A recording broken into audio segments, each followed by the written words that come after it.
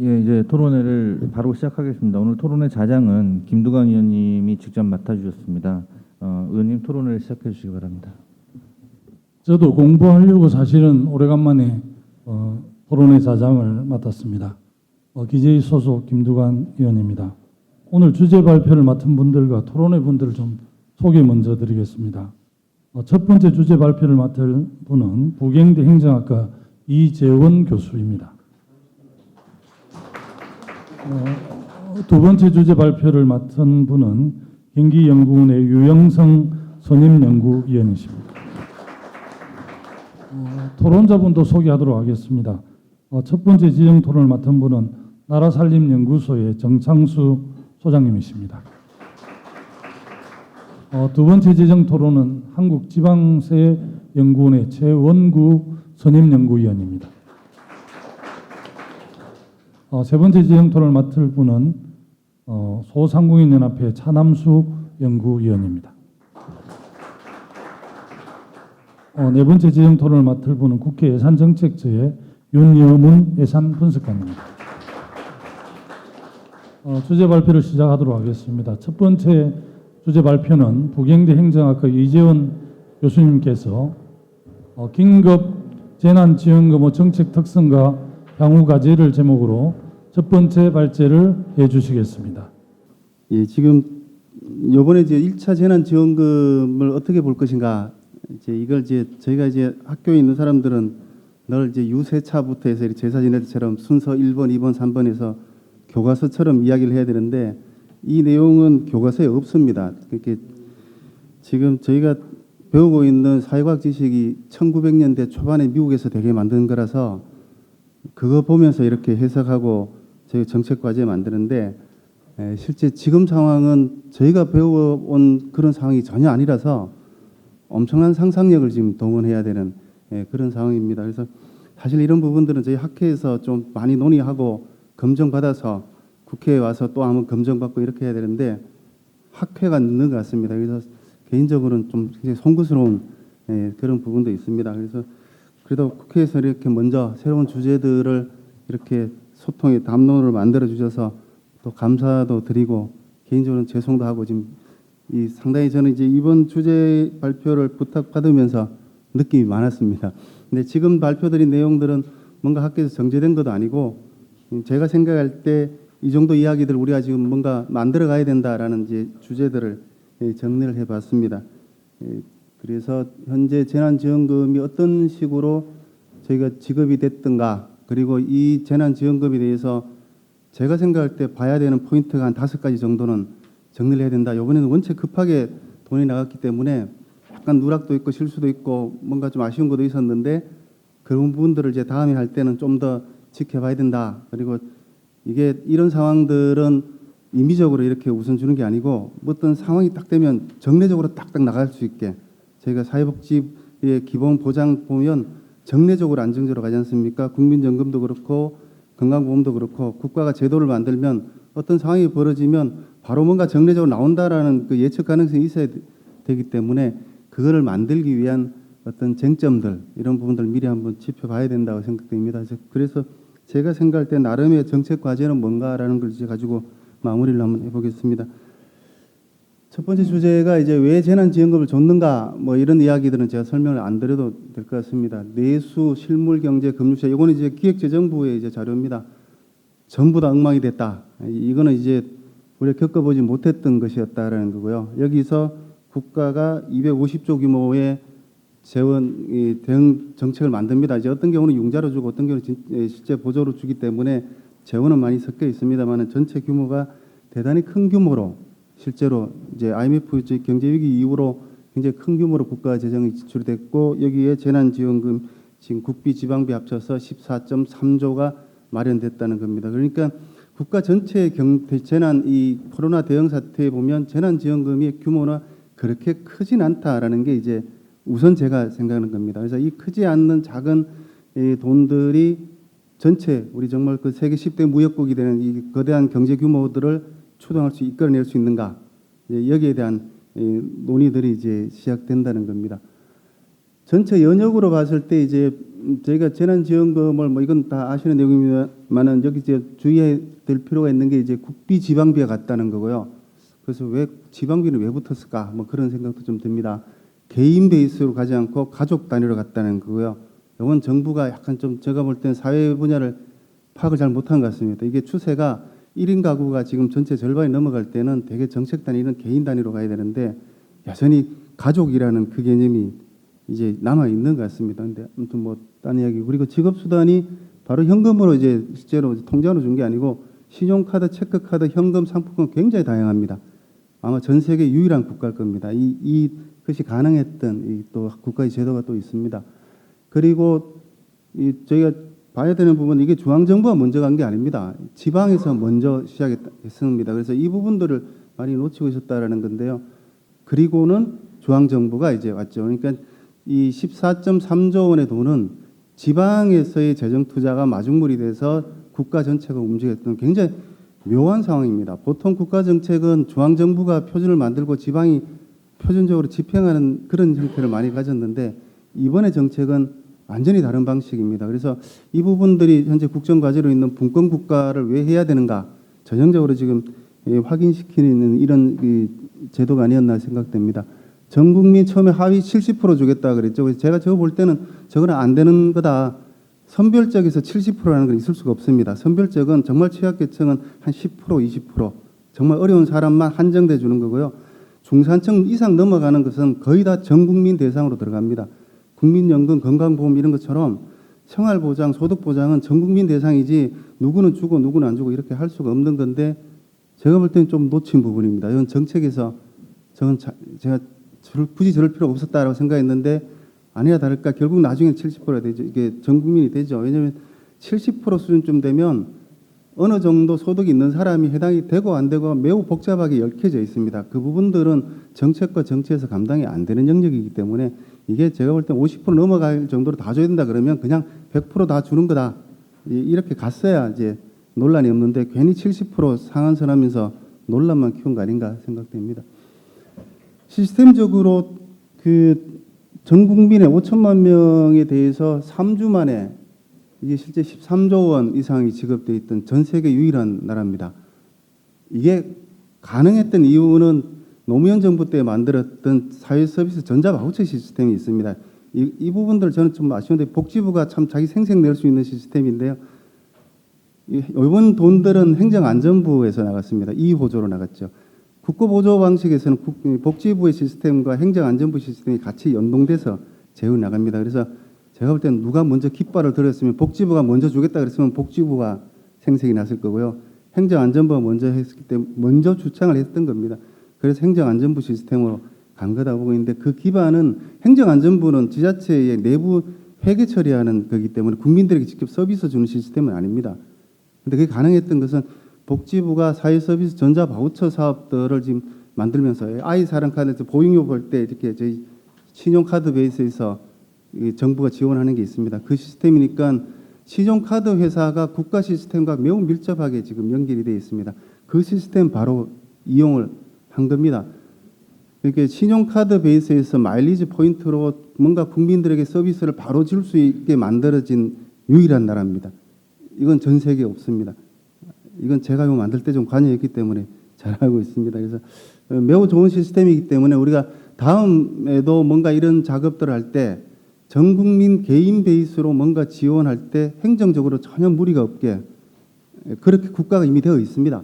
되어 있고 아마 제가 볼 때 이거 유엔 행정 혁신상 이렇게 나오면 이건 거의 뭐 1순위가 될 겁니다. 그래서 전 국가가 이런 시스템 만들고 싶어 하죠. 개인에게 돈을 주는데 부정수급 관리가 거의 완벽하게 가능합니다. 자격 관리가 지금 다 되어 있기 때문에 이게 국가가 사회보장정보원에서도 있고 국민연금공단, 건강보험공단에서 데이터베이스와 전산 시스템이 매우 잘 되어 있습니다. 그래서 이 시스템들을 가지고 있기 때문에 우리는 정책을 5천만 명을 해서 대단히 정책 규모를 해도 그렇게 불안정 없이 할 수 있다라는 겁니다. 이것만 하더라도 재난지원금이라는 것을 새로운 정책 단위로 만들 것인가 이런 거 할 때 논의가 굉장히 줄어들 수 있습니다. 이 과정을 2007년에 만들었으니까 한 12년 정도 우리는 연습을 했던 거죠. 그동안 정부가 했었던 겁니다. 그리고 다른 나라에서 사례들을 보면 재난지원금을 주는 나라가 여러 가지가 있는데 제가 이렇게 정리를 하다 보니까 특징이 하나 있습니다. 사회보장 정책이 완벽하지 않은 나라에서 재난지원금이 임시적으로 많이 줬다라는 겁니다. 그래서 사회보장이 잘 돼 있으면 아니면 고용보험 제도가 잘 돼 있으면 실제로 기존에 있는 제도가 다 지원을 했기 때문에 이렇게 재난지원금의 형태의 돈을 지울 필요는 없었던 거죠. 그래서 이걸 사회복지로 봐야 되는지 경제로 봐야 되는지 아니면 진짜 재난의 일시적인 지원을 봐야 되는지 여기에 대한 논쟁들이 이제 해외 비교로 보면 많이 나올 수 있습니다. 5가지 쟁점을 제가 한번 정리를 해봤습니다. 이 돈이 도대체 어떤 돈인가 정리가 안 되어 있습니다. 그래서 기획재정부는 이 돈을 어떻게 줬는가 이제 해서 제가 봤습니다. 보니까 제일 밑에 줄에 이제 넣어놨었는데요. 그냥 일반 행정비에 지금 넣어놨습니다. 이건 경제개발비에 넣은 것도 아니고 사회개발비에 넣어놓은 것도 아니고 이게 정부 회계를 이렇게 정리하다 보면 행정안전부가 지방에 도는 지방행정지원비 여기에 넣어놓고 성과관리는 성과관리 대상에서 제외했습니다. 14조 정도 되는 돈들이 움직이는데 도대체 왜 어떻게 무슨 목적으로 줬는지에 대한 정리가 정부 내부에서 정리가 안 되어 있습니다. 그리고 그냥 임의적으로 준 돈으로 되어 있기 때문에 이 부분부터 정리를 해야 됩니다. 이게 경제개발인 건지 경제개발이라 하면 이거 이제 재정학에서 주는 돈 쓰는 방식들이 있습니다. 경제개발비라 그러면 돈을 왕창 줘야 됩니다. 경제가 살아날 정도로. 이게 사회복지비다 그러면 왕창 주지 않습니다. 이렇게 적당히 줍니다. 사회복지는 갈등이 완화될 적당한 수준으로. 그래서 이제 최적 투자냐 소비관리냐 이런 건데 재원이 왜 1인당 한 4인 가족당 100만 원인가 여기에 대한 정리가 안 되면 특히 저희 같은 재정학자들은 더 이상 주창을 못하는 겁니다. 그래서 이 논쟁들이 조금 있습니다. 그런데 이게 이제 규범적 관점에서 보면 경제냐 사회냐 이 부분들은 아주 낮은 수준의 이야기라는 거죠. 국민이 힘들면 그냥 국가가 하는 거다. 이게 아주 규범적입니다. 그래서 이 돈이 누구 거냐? 국민의 것이다. 그럼 힘들면 국민에 주는 거다. 그럼 당연히 주는 거다. 이렇게 되는 거기 때문에요. 요건 이제 사회적인 논의들이 좀 더 필요한 거죠. 이 돈은 누구의 돈이고 어떤 분야의 것인가? 그다음에 이제 정책 수단으로서 이제 현금 지원이 좋은가 나쁜가 뭐 이런 거 할 때는 이거는 이제 경제학 원론 교과서에 있는 겁니다. 모처럼 제가 뒤져봤는데요. 이 그래프에 있는 것처럼 경기가 침체될 때는 저 공급 곡선 파란 선 아무리 느려도 잘 안 됩니다. 이럴 때는 수요 곡선을 늘려줘야 됩니다. 이 오른쪽 편에 있는 저쪽 빨간 선을 늘려주면 GDP가 그냥 올라가게 되어 있습니다. 이게 케인즈 경제학에서 만들었던 거죠. 그래서 기업이 중요하다라고 했던 것이 수요자가 중요하다, 소비자가 중요하다는 것이 케인즈의 상상력으로 이게 대공황을 이겨냈던 이 정책 수단입니다. 이제 이러한 상상력이 지금 좀 필요한 때죠. 그리고 재난지원금 관련해서 지금 국가재정 부채가 문제가 있다 아니다 뭐 이런 논쟁이 많은데 이 부분들은 잘 봐야 됩니다. 국가의 돈이 누구 것인가? 뭐 그럴 때 저는 이제 이런 표현을 많이 씁니다. 이게 한자가 특히 아시아 쪽에서는 국가라 그러지 않습니까? 나라와 가정은 똑같은 겁니다. 그래서 저희가 공사 구분이 잘 안 돼요. 이게 중국 쪽 철학이들인데요.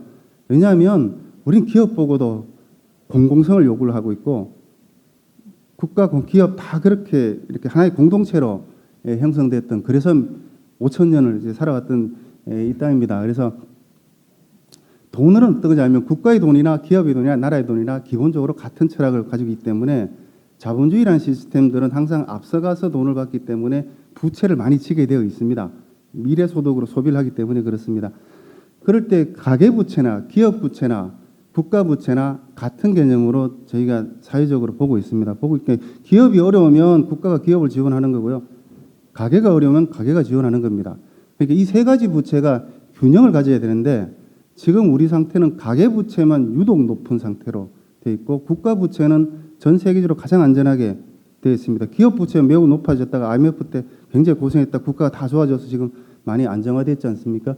근데 이 가운데서 국가부채에서 가계부채가 높아진다는 것이 경제학에서는 매우 위험한 거로 되어 있습니다. 그래서 국가가 빚을 질 것인가, 가계가 빚을 질 것인가, 여기에 대한 선택이지 빚을 질 것인가 말 것인가는 아니라는 게 이제 제 생각입니다. 그래서 이 국가 부채에 대해서도 철학적으로 굉장히 다양합니다. 케인즈학 경제학에서 보는 게 다르고요. 그리고 통상적인 신보수주의 재정학에서 보는 것은 야경 국가죠. 이게 국가의 돈들은 누군가 주인이 있으니까 국민들이 함부로 쓰지 말라는 겁니다. 되게 이게 신보수주의자들의 이야기인데 이 이야기들은 처음에는 세금 내지 말자로 나오다가 요즘 보면 좀 안 좋은 현상들이 많습니다. 이제 엘리트 카르텔 이론들인데요. 국민들이 세금을 왕창 내면 누군가 국가가 그 돈들을 딴 데 쓴다는 겁니다. 그 엘리트 카르텔들이. 그래서 이제 부패로 연결되는 겁니다. 이런 현상들이 많이 나타나고 있습니다. 그래서 왜 보수주의자들이 조세 인하 안 하고 세금을 그대로 많이 유지하는가? 자기 돈이라는 거죠. 그래서 국민 돈이냐, 특정 계층의 돈이냐, 여기에 대한 논쟁들인데 저희 원론으로 돌아가야 됩니다. 이건 국민 돈이다라는 쪽으로 가면서 국가의 재정 건전성을 지금 봐야 되지 않는가? 예, 그렇게 봅니다. 그래서 재정 적자와 부채를 너무 과잉 정치화하는 것은 적절하지 않다라는 거고요. 경제 규모가 크면 관리 능력이 있으면 부채 비율에 대한 적정성은 달라질 수 있기 때문에요. 40%가 좋으냐, 50%가 좋으냐 아무 의미가 없다. 저희가 개발연대 못 사는 국가가 아니고 세계 10대 무역국이고 IMF에서도 세계 경제 영향력을 한국 정부에 기대할 정도로 큰 나라 같으면 이런 부분들은 제가 볼 때는 이 소모적인 논쟁이다라고 보고 있습니다. 이제 보는 게 정부간 관계입니다. 이제 돈이 어디가 있는 게 좋겠느냐 이제 이런 논쟁입니다. 제가 앞서 말씀드린 것처럼 이번에 재난지원금은 지방정부가 추동해서 중앙정부가 왔습니다. 만약에 지방정부가 돈이 없었으면 아직도 아마 재난지원금은 지급되지 않았을 거다. 저는 그렇게 좀 과장되게 이야기를 하고 있습니다. 도대체 제가 궁금했습니다. 지방정부가 어떻게 해서 돈이 그렇게 많았기 때문에 줬던가. 이건 올해 정부가 했던 재정분권 1단계 재정분권의 영향이다 이렇게 보고 있습니다. 이게 아직 홍보가 잘 안 돼서 그런데요. 문재인 정부 들어와서 20조 정도의 국세를 줄여서 지방세로 주는 재정분권을 추진하고 있습니다. 이게 국세지방세 7대3의 국정과제에 있습니다. 2017년부터 추진해서 올해 시작된 건데요. 기획재정부가 감당이 안 되니까 두 단계로 나눴습니다. 8조 12조로. 1단계 8.5조 정도가 지금 분권이 됐는데 그중에 한 3조 정도가 순수하게 국고보조 이양 없이 지방에 이양됐습니다. 지방에 돈이 있었습니다. 가용재원이. 결국은 이런 현장에 지방에 돈이 많다 보니까 국민 생활을 가장 먼저 봤던 지자체장이 먼저 결정할 수 있습니다. 만약에 그 재정분권 1단계가 없었더라면 지방에 돈이 없으니까 줄 수가 없는 거죠. 지방채 발행을 못하게 했으니까요. 막고 있으니까. 그러니까 지금 2단계 재정분권 논의가 지금 하고 있습니다. 한 12조 정도 되는 부분들을 지방에 이양되는 작업들이 있는데 여기서 결정해야 되는 게 있습니다. 지방이 순수하게 순정 부분을 어느 정도 또 인정할 건가. 1단계는 거의 반반 정도, 5대5 정도의 개념으로 갔습니다. 2단계도 어느 정도로 지방의 여유 재원을 인정해 줄 것인가.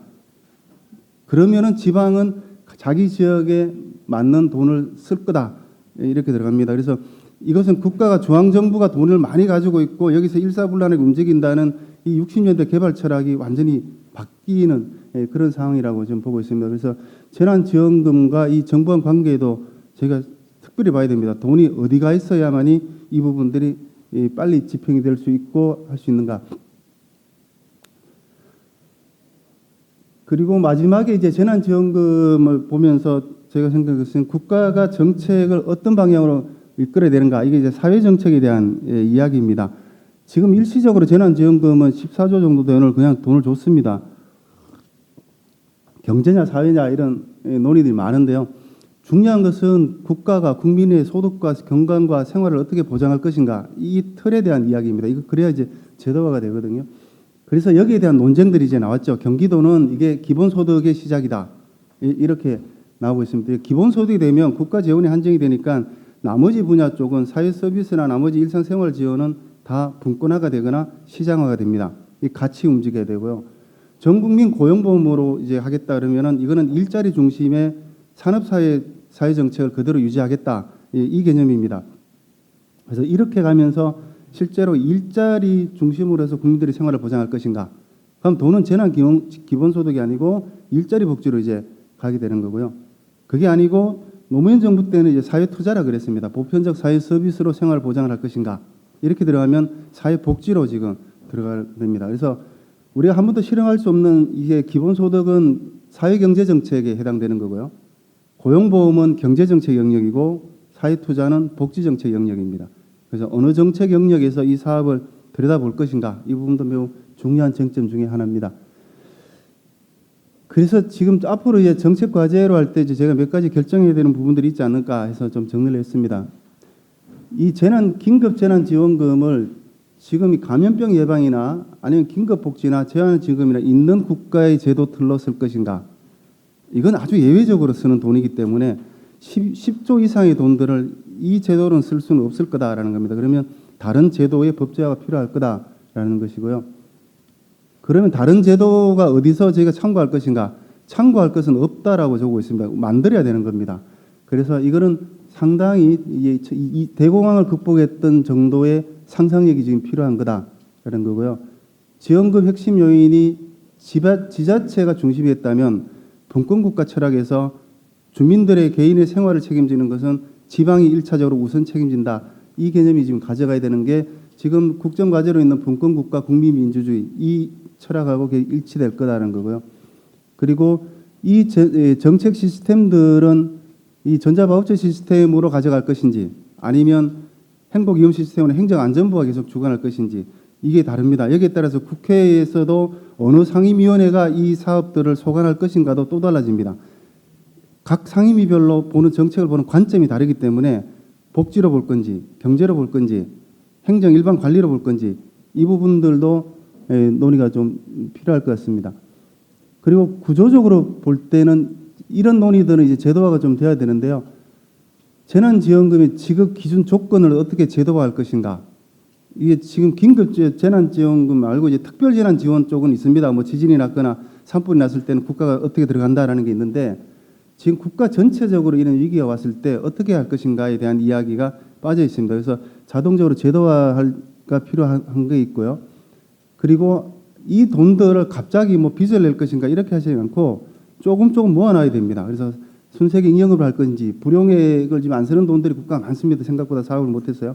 의무적으로 조금 각출하든가 재난체를 따로 발행해서 항상 안전적으로 모아놔야 될 것입니다. 통화 보면 금융통화 쪽은 통화안정체부터 해서 금융통화 관리할 때는 항상 국가가 돈이 있습니다. 그런 것처럼 지금 이게 상시적으로 가능하다 이제 발생할 수 있다 그러면은 국가는 어느 정도 계속 돈을 모아놔야 될 거다는 겁니다. 그리고 이 사회경제 정책 거버넌스를 좀 새롭게 만들어야 된다라고 지금 보고 있습니다. 그래서 이런 의미에서 보면 사회보험이라는 사회서비스 보험이라는 이런 새로운 개념들도 좀 도입을 해서 안정적인 이 재정 확보가 좀 필요할 거다라고 보고 있습니다. 예, 이상으로 제 발표를 모두 마치겠습니다. 감사합니다.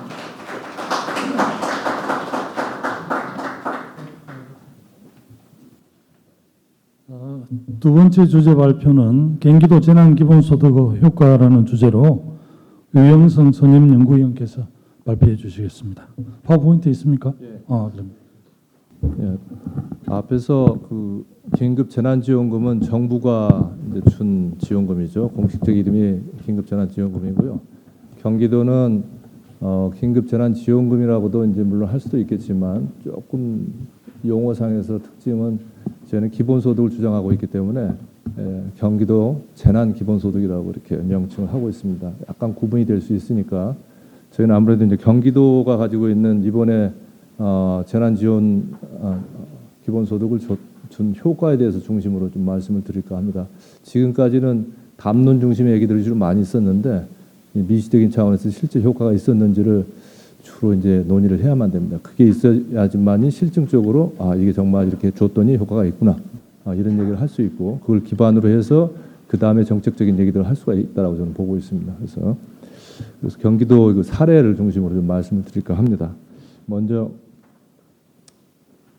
경기도 재난기본소득의 의의인데요. 경기도가 지금 뭐 민선 7기 들어와서부터 이 기본소득과 관련된 정책들을 합니다. 어떤 사람들은 이게 기본소득이 아니라고도 하지만 어쨌든 지자체 차원에서 하고 있는 기본소득 정책이기 때문에 나름대로 의의가 있습니다. 그래서 몇 가지가 있는데 대표적인 것들은 저희가 이제 청년 기본소득 정책은 2019년부터 시행해 왔고 올해 코로나19 사태로 인해서 특수한 상황들이 벌어졌기 때문에 경기도가 이렇게 선도적으로 재난 기본소득을 지급하는 그런 그 사업들을 실시했다는 걸 말씀드립니다. 기본소득에 대한 정의는 뭐 다 아신 내용일 수 있는데 대표적인 특징이 뭐냐면 무조건 준다. 뭐 돈이 있든 없든 뭐 재산이 있든 없든 내가 일을 하든 안 하든 그냥 무조건 줘야 되고 대상이 선정이 되면은 차별하지 않고 그게 국민이면 국민 전체 아니면은 뭐 도민이면 도민 전체 어떤 정치적인 사회 구성체가 형성된다고 하면 그 전부를 다 주는 게 그 중요한 요건 중에 하나고요. 그 다음에 개인으로 줘야 됩니다. 이번에 국가가 주는 긴급 재난지원금은 가구 단위로 했죠. 1인 가구 40만 원하고 뭐 4인 가구는 이제 100만 원 해서 아직도 그 전에 해왔던 그런 방식에서 가구 중심으로 접근했는데 기본소득의 정신은 가구에 있지 않습니다. 개인에게 있습니다. 그래서 가구주가 아니다 하더라도 가구원의 구성은 누구도 다 자기가 주체적으로 이 돈을 받음으로 해서 자기의 어떤 실질적 경제적 어떤 자유를 누릴 수 있는 이런 정신을 담고 있기 때문에 이게 굉장히 중요한 세 가지 요인입니다. 이게 필수 요건이라고 할 수 있고 그 물질적인 측면에서 현물로 주다 보면은 한계가 있잖아요. 그래서 본인의 자유를 제약하기 때문에 가능한 현금으로 주자라고 해서 이제 논의가 됐는데 지금 우리나라에서는 그 중간에 있어서 현물과 현금의 중간이면서도 현금에 가까운 이 지역화폐나 이런 방식을 쓰고 있죠. 그러니까 현금성 이걸 현물로 보면 안 될 것 같고 어쨌든 그런 면이 좀 있고요. 또 하나는 한 번 주고 말면은 이게 곤란하잖아요. 또 탕진해 버리면 안 되고 그러니까 계속적으로 줘야 되는 거예요. 그래서 정기적으로 주자 이런 그 특성들을 담고 있습니다. 그래서 이 부분에 대해서 재난기본소득이 과연 그러면 초창기 때 그냥 뭐 이름은 그냥 지원금이라고 해도 돼요. 뭐라고 해도 상관없는데 기본소득이냐 아니냐 가지고 약간 논란이 있었어요. 그거는 뭐 학술적인 차원에서 있었긴 했지만 부정적인 입장은 기본소득이 갖춰야 할 5가지 구성 요건을 다 갖춘 것만이 기본소득인데 이거는 좀 그러지 않지 않느냐. 한 번 딱 주고 말았는데 이게 무슨 기본소득이냐부터 해서 뭐 이런 부분들의 그 논의가 나오다 보니까 그러지 말고 그냥 영어로 그냥 재난소득으로 하자. 아니면 재난수당으로 하자. 여기서도 말했듯이 재난지원금으로 하자. 이런 식으로 해서 이건 그렇게 가야 되는 게 맞다라고 이제 주장하시는 분도 있고 아니다. 3가지 요건만 갖추면 필수 요건만 갖추면 뭐 되지 않느냐. 무조건 보편성, 개별성만 확보한다면은 나머지는 얼마든지 우리가 유연하게 할 수 있는 것이고 선택적인 상황이기 때문에 이거는 완전한 형태의 기본소득은 아니다 하더라도 얼마든지 변형된 형태고 우리 현실에 맞춘 그런 형태의 기본소득이 될 수 있다 해서 긍정적으로 받아들이고 있습니다. 저희 경기도 기본소득도 재난기본소득도 이런 입장을 지금 취하고 있는 거죠. 현실에서는 뭐 그러든 저러든 무슨 상관이야. 어쨌든 지원금 줘서 뭐 우리가 어려운 상황을 이렇게 극복해 나갈 수 있으면 됐지. 이게 이제 흥묘백묘라고 볼 수 있겠죠. 뭐 그런 입장들이 좀 나눠져 있는 건 사실입니다. 그래서 앞에 그 구성 원칙들은 말씀드렸고요.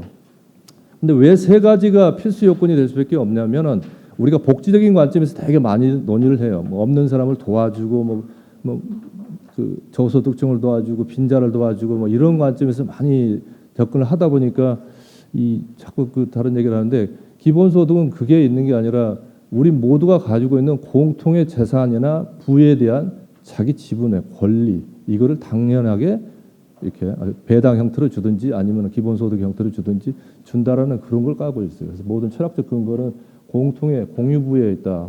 이 공유부라는 것을 누구한테나 이렇게 다 나눠주려면은 가장 중요한 부분이 다 줘야 되고 조건 따지면 안 되죠. 너한테 지분의 권리가 있는데 내가 무슨 돈이 더 많든 적든 무슨 상관이 있어요. 그렇죠?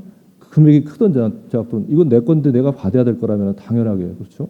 그러니까 이제 그런 면에서 이제 무조건 해야 되고 그 다음에 다 개개인들이 다 누구나 다 거기에 대한 권리를 가지고 있는데 왜 가구주만 가져가지고 가구주가 대신하냐 이렇게 되다 보니까 이 3가지 요건이 가장 중요하고 나머지는 뭐 얼마든지 유연하게 갈 수 있다 보시면 됩니다. 지금까지는 이런 논의들을 않고 그러다 보니까 공유부적인 개념에서 접근을 하지 않다 보니까 충분하게 줘야 된다. 왜 이 뭐 얼마 되지도 않은 돈을 뭐 다 나눠서 주니까 이게 무슨 돈 아니냐 무슨 빵값 주냐 뭐 이런 식의 논의가 나오는데 이게 지금 기본소득에 대한 기본 철학이나 정신을 잘 오해하고 있어서 그래요. 대부분 다 복지적으로만 생각하니까 1인당 복지 뭐 10,000원 주고서 무슨 기본소득 주냐 이런 얘기를 하는 거거든요. 아니 10,000원을 주더라도 그게 내 권리고 내가 가져야 할 내 몫이라면은 내가 어디에 투자해가지고 10,000원만큼의 수익이 생겼으면 받는 건 당연한 거 아닌가요? 이건희 아니면 이재용 씨도 받을 수 있는 거고 가난한 사람도 받을 수 있는 거예요. 기본소득은 그런 측면이 있다는 거 말씀드립니다. 재난기본소득은 3가지 요건 다 갖춰요. 다만 한시적으로 특수한 상황이기 때문에 한 번 지금 주고 있는 겁니다. 만일에 한 번 2차 지원금을 다시 준다 그러면은 이건 재난기본소득이 갖고 있는 또 한 면에서의 아주 일회성은 극복할 수 있는 부분이 되겠죠. 3번, 4번 더 계속 준다면은 이거는 정기적으로 주는 것이 되니까 얼마든지 그런 부분은 우리가 이렇게 포용할 수 있는 거고. 그 다음에 현금으로 꼭 줘야 될 필요는 없죠. 신용카드도 현금이고 지역화폐도 얼마든지 현금까지 쓸 수 있으니까 할 수 있다. 그래서 재난기본소득 우리가 이번에 주는 경기도가 주는 재난지원금 재난기본소득이다. 다만 완전한 형태는 아니지만은 우리가 나름대로 준형 형태 아니면 현실의 변형 형태로서의 기본소득이다 이렇게 이해를 해주시면 될 것 같습니다.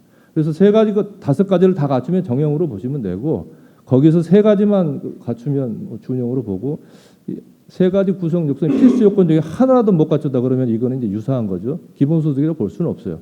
다른 형태의 무슨 어떤 정책이 될 수 있겠죠.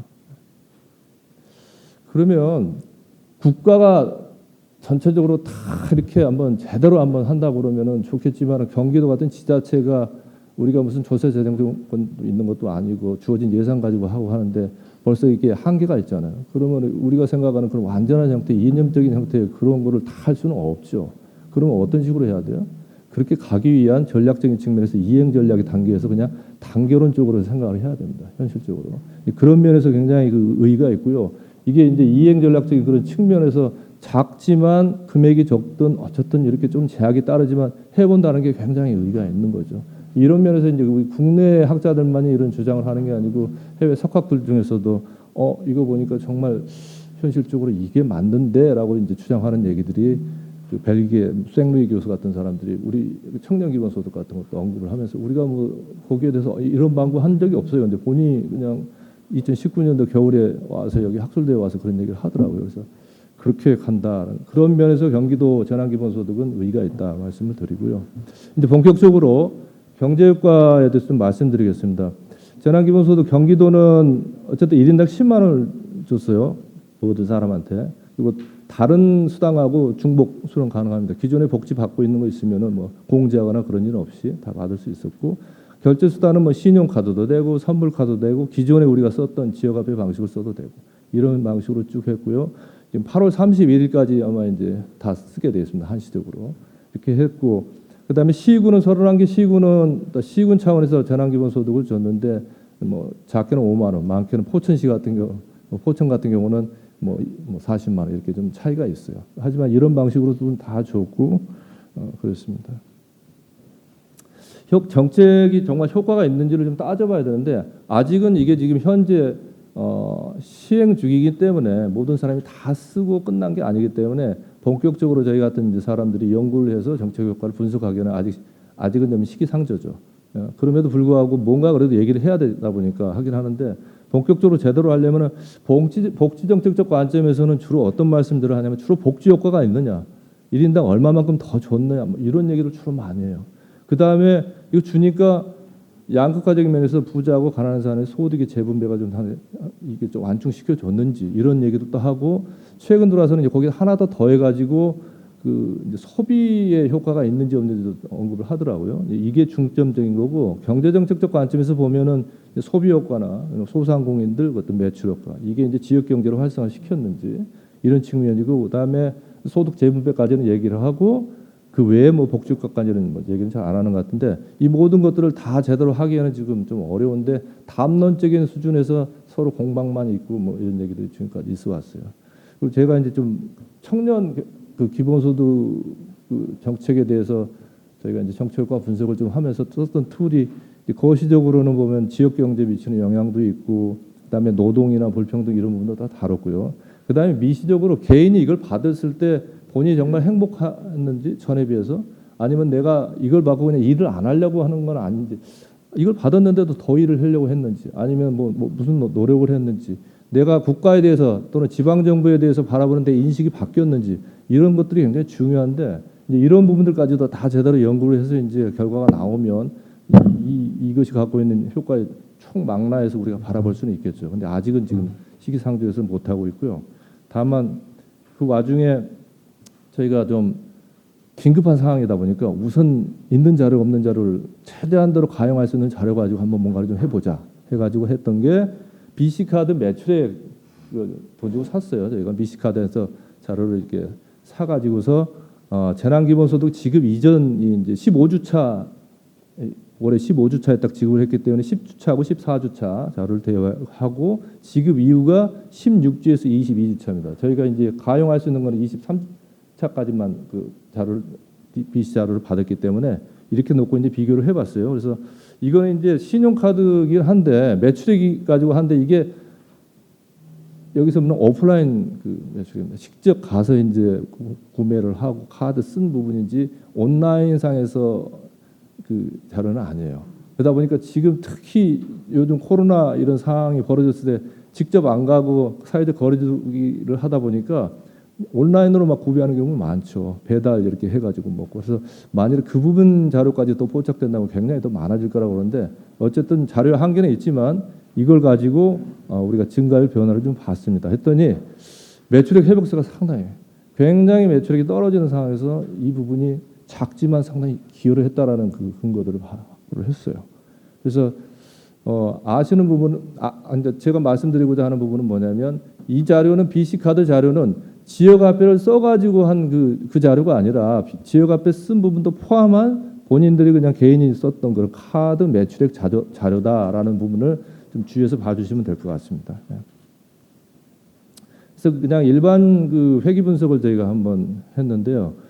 그 가맹점이나 이런 이제 지역화폐를 가지고 쓸 수 있는 가맹점, 비가맹점 구분하지 않고 그 전 이렇게 재난 그 기본소득을 주기 전하고 준 후하고만 이렇게 쭉 추세적으로 봤을 때 매출액 증가율이 한 8.4% 포인트 정도 상승합니다. 뭐 1% 유한 수준이고요. 그리고 여기에는 이제 경기도가 4월 9일 날 줬고 정부가 5월 그때 13일인가 그때부터 지급을 해요. 그러니까 뒷부분에서 정부 긴급 재난 지원금이 지급이 되니까 그 부분의 효과가 조금 뒤에 남아 있죠. 그래서 그 부분을 좀 빼고 봤더니 한 그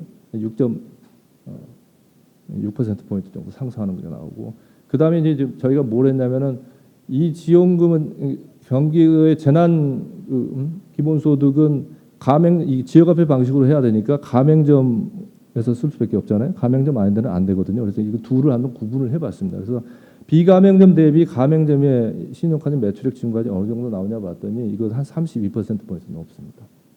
가맹점에서. 그 얘기는 무슨 얘기예요? 이거 받은 거 가지고 더 많이 썼다는 얘기죠. 그렇죠? 근데 이거 가지고 지역화폐만 쓴 효과냐? 그게 아니고 지역화폐를 매개로 해서 썼더니 본인이 BC카드 가서 쓴 추가 소득이 그만큼 소비가 발생했다는 얘기예요. 지금 무슨 문제가 자꾸 논란이 되냐면 지역화폐로 주니까 이렇게 재난지원금 같은 거 주니까 현금을 주면 뭐냐? 이거 저축하고 소비 안 한다는 거예요. 예? 그래서 그러면 지역화폐로 주면은 이건 한시적으로 다 써야 되는 거 아니냐? 그러니까 이건 다 쓰겠지 했더니 무슨 얘기를 하냐면 기존에 내가 원래 쓰려고 했던 거를 현금으로 냈든 뭐 카드로 냈든 내가 쓰려고 했던 거를 지역화폐로 해서 그러니까 기본소득이나 지원금을 받아가지고 한 거를 대체했다. 그러니까 소비를 그만큼 원래 줄였다. 쓰려고 했던 거 이걸로 대체했다. 그러니까 소비별로 효과 없어요. 그래서 대부분의 이 기본소득의 반대론자들 이런 분들 이쪽에서도 뭐 하고 계시는 것 같은데 그 몇몇 그 교수님들 그 소비 효과 없다는 얘기하는데 이거 보십시오. 그렇지 않다는 게 나옵니다. 예. 추가적으로 자기 PC 카드 가지고 써요. 쓴다니까요. 그래서 지금 뭐 코로나 이런 거 마스크 쓰고 뭐 사회적 거리두기 하니까 식당 가서 안 한다 그러는데 쓰고 가서 밥 먹습니다. 쓰고. 이게 참 희한한 일이죠. 식당만이 아니라 다른 데를 가서 쓴다는 거 보여주고 있고요. 그래서 이거는 뭐 저희가 이제 그 회계 분석했던 결과를 잠깐 보여주는 거고요. 그 이걸 먼저 보여드렸어야 되는데 어쨌든 이제 뭐 10주차 때 보면 코로나19의 충격이 생기고요. 빨간색 그래프가 경기도 재난기본소득은 15주차 4월 9일 날 지급됩니다. 그리고 정부가 긴급 재난지원금을 20주차 5월 13일 날 이렇게 지급하게 되고요.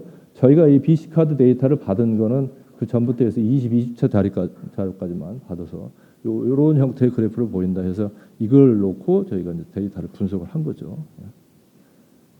그 다음에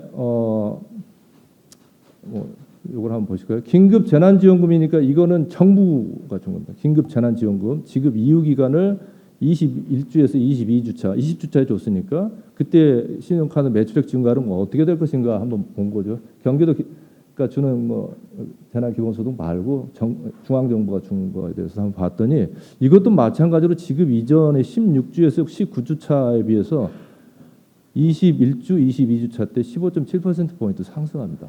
정부가 준 것도 마찬가지로 받았더니 추가적으로 자기가 BC카드 가지고 가서 쓰면서 이 소비를 이렇게 일으킨단 말이죠. 이런 부분을 보였고 이것도 마찬가지로 그러면은 긴급 재난지원금 지급 줬을 때 가맹점하고 비가맹점을 구분을 해가지고 비교를 해봤더니 역시 가맹점에서 9.1%포인트 높게 나왔어요.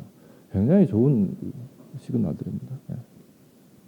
예, 그 결과들 보고요. 그 다음에는 저희가 이제 BC 카드만 쓸 게 아니고 최근에 또 그 당시에 신한카드, 그러니까 전체 카드에서 아마 BC 카드도 제가 알기로는 신한카드가 그 가장 그 비중이 그 포션이 크고요. 그 다음에 BC 카드인 걸로 아는데 그래서 BC 카드만 할 게 아니라 그러면 신한카드는 그러면 어떻게 나올 것인가 한번 가장 그래도 1위니까 한번 그걸 봐보자 해서 자료를 놓고 이걸 한번 비교를 했어요. 10주에서 14주차하고 16주, 22주차를 비교를 했더니 여기 역시 거의 30%에 가까운 포인트 정도 수준. 앞에 BC나 신한이나 차이가 별로 없어요. 하지만 다 그만큼 증가했다는 걸 보이고 있습니다. 네, 이건 추정 결과를 보여주는 거고요. 그 다음에 경기도민이 이제 보면은 이 카드를 가지고 쓰는데 경기도에서만 쓰지 않잖아요. 경기도 밖에서 쓸 수도 있고 경기도 내에서 쓸 수 있잖아요. 그래서 와 이걸 줬더니 오히려 이걸 가지고 와서 경기도에서 안 쓰고 다른 데 가서 막 이렇게 만약에 BC 카드 쓰고 이런 일이 벌어지면 경기도에서 이 어때요? 매출은 별로 그렇게 일으키지 않고 밖에서 일으키니까 경기도적인 입장에서 지역 내 입장에서 지역 내 경제를 활성화시키고자 하는 입장에서는 안 좋잖아요. 한번 이거 한번 봐보자 어느 정도 되는지 해서 봤더니 지역 앞에 발행을 이렇게 해서 재난지원금을 받아가지고 했더니 경기도 내 소비가 더 나아지는 외부 유출이 그만큼 더 줄게 되는 이런 일이 벌어져서 아 이것도 상당히 이런 방식을 쓰는 게 상당히 정책적으로 유의미하겠구나라는 그런 걸 이렇게 보이게 됐고요. 그 다음에 계층별로 한번 볼 필요가 있어요. 특히나 무슨 얘기를 하냐면 이거 이렇게 정부가 이렇게 뭐 지원금도 주면 저소득층은 많이 쓰겠지만은 부자이나 뭐 고소득층들은 돈을 안 쓴다고 그래요. 거의 그죠? 그러니까 부자한테 뭐하라고 주냐고 없는 사람들한테 줘서 이렇게 소비를 늘려야지 이런 얘기들 많이 하고 그런 식의 이제 논의들이 많이 있었는데 저희가 한번 신한카드 사용액을 가지고 한번 분석을 봤더니 의외로 2분 그러니까 소득 중간층이죠. 2에서 4분기 한 그래프를 보시면 아시다시피 제일 왼쪽이 1분이 해당되고 저기 가장 높은 게 4분입니다. 가장 소득이 낮은 층이 더 많이 소비한 게 아니고 그보다도 차상위 그 위의 상위 심지어는 소득 4분위에 있는 데서 더 많이 쓰다는 얘기예요. 이분들이 그러면은 나름대로 돈도 있고 다 중산층이고 그런데 이거 안 쓸 것 같지만 그렇지 않다 이거죠. 더 쓰게 되고 이분들이 소비를 일으키는 뭘 했을까요? 그냥 밤 사 먹고 뭐 이런 것만 그렇지 않죠. 이 BC 카드 가지고 이분들이 이렇게 소비를 했을 때는 보다 더 이런 분들이 백화점 가서 쓸 수도 있고 내구재 뭐 이런 그러니까 추가적인 소비를 일으키는 부분들이 굉장히 컸더라. 그 소비 안 하고 이러는 게 아니라 이거죠. 그래서 이런 그 결과들이 나와서 저희는 상당히 고무적으로 느꼈고 지금 이거는 이제 한시적으로 저희가 있는 자료만 가지고 한 거고 제대로 된 연구를 통해 가지고 앞으로 이제 이 긴급 재난 기본소득이 됐던 국가가 준 부분이 됐던 이 모든 것을 다 비교하는 방식을 통해 가지고 제대로 된 정책과 분석을 하면은 상당 부분은 물론 효과가 없다고 나오는 부분도 있겠지만 이런 부분에 있어서는 굉장히 큰 효과가 나왔다는 걸 보여줄 수 있을 거라는 이걸 통해서 확신을 얻게 됐습니다. 그래서 지금 연구를 진행 중이고 이 내용을 좀 이렇게 말씀드리는 게 좋을 것 같아요. 다 그렇다면 1차 지원금 재난지원금 한 번 줬는데도 불구하고 나름대로 이 시장에서는 이런 반응들을 보였는데 사람들이 2차 재난지원금 주면 어떨까요? 효과 났죠. 효과 분명히 있습니다. 저는 그렇게 확신합니다. 그렇다면 한번 해볼 만하지 않겠느냐. 들어가는 거에 비해서 나오는 게 더 크고 국민들의 경제가 삶이 나아지고 살아나간다고 그러면 해야죠. 특히 지금 경제 성장률이 막 3.3% 마이너스 막 툭툭 떨어지고 있고 앞으로 좋아진다라고도 말씀도 하는 분도 계시는데 그거 그렇게 낙관적이지 않습니다. 미리 예방적으로 해볼 필요가 충분히 있다 저는 그렇게 생각합니다. 예, 이상입니다. 예. 우리 유영성 선임연구위원님 주제 발표 잘 들었습니다. 먼저 토론에 들어가도록 하겠습니다. 우리 정창주 소장님 먼저신가요? 예. 정창주 소장 그 시간 한 10분 정도 토론해 주시면 좋겠습니다. 네. 이제 그런 말이 있습니다. 나라살림연구소 정창수 소장입니다. 그런 말이 있습니다. 그 시대를 앞서가느냐, 맞춰가느냐, 시대를 뒤따라 혹은 역행하느냐 이런 게 있는데 불과 작년 말만 해도 이 기본소득이나 뭐 이런 지원금 이런 식의 얘기가 나오면 저는 굉장히 먼 미래이라고 생각해서 굉장히 시대를 많이 앞서가신다고 생각을 했는데요. 어떻게 상황이 예상치 못했던 상황. 지금 요즘 그런 표현을 합니다. 내가 뭘 모르는지 아무도 모르는 지금 상황이다. 이제 그렇기 때문에 그런 상황이 되다 보니까 이제 기본소득이 이제 바로 눈앞에 시대에 맞춰가는 이슈가 돼버린 듯해서 자칫하다가 이 논의에서 배제되면 시대를 뒤따라가는 사람, 역행하는 사람이 되지 않을까라는 우려가 개인적으로 좀 듭니다. 그 지금 말씀하신 것 중에 저희 몇 가지 첨언을 하면 이재원 교수님 말씀, 유영성 박사님도 말씀하셨지만 그 가구당 지원이란 문제에 대해서는 이번에 만약 2차 재난지원금 얘기가 된다고 하면 반드시 가구당이 아니라 개인당으로 가야 한다고 생각을 합니다. 벌써 40% 넘어선 걸로 통계가 지금 나왔거든요. 1인 가구가. 그리고 실질적으로는 가구가 분리가 안 돼 있지만 따로 사는 경우도 많기 때문에 그런 까지 고려한다면 계산 복잡하게 행정 비용이 들게 가구당으로 주는 것보다는 그게 낫고요. 그 실제로 이제 이제 그렇게 생각하고요. 그다음에 또 하나는 지금 오늘도 기재부가 오지 않았는데 제가 이제 뭐 이렇게 어떤 관계로 해서 기재부 고위 이제 당국자를 만났을 때 아직까지도 보면 이분들이 너무 보수성이 이제 강하다 보니까 이 경직돼 있는 것 같아요. 그래서 이 부분들을 어떻게 넘어설까 이런 생각을 좀 해보게 된다고 한다면 아까 말씀하신 것처럼 지방이 먼저 기본소득을 이제 재난지원금을 시작했기 때문에 이번에도 된 것인데요. 바로 그저께군요. 그저께 제주도에서 2차 추경이 통과되면서 전체 제주도민들한테 10만 원씩 2차 재난지원금 지급하는 게 통과가 됐고요. 8월에 지급될 예정으로 되어 있습니다. 그러면 아마도 또 지방들이 연쇄적으로 이 조치들 시행을 할 것이고 그렇게 되면 중앙정부 또 국회 논의가 활발해지고 중앙정부도 따라갈 수밖에 없다고 보는데 바로 오늘 토론회가 바로 그런 부분에서 딱 타이밍이 이제 국회에서 이 논의를 시작하게끔 하는 그런 게 아닌가 싶은 생각이 좀 듭니다. 그리고 또 하나는 지금 뭐 여론조사 지금 최근에 나온 거 보면 대체적으로 적게는 51%, 경기도에서는 60% 정도가 2차 재난지원금을 찬성한 걸로 돼 있기 때문에 제가 볼 때는 이게 국민들한테 어떤 심리적 저항선이 무너진 것 같아요. 그러니까 무상급식, 그다음에 아동수당, 이제 이어서 이 기본소득으로 가는 약간의 어떤 거리는 얼마 될지 모르겠으나 할 수도 있다라는 생각 정도를 사람들한테 주는 그런 역할이 있을 거라는 생각이 좀 듭니다.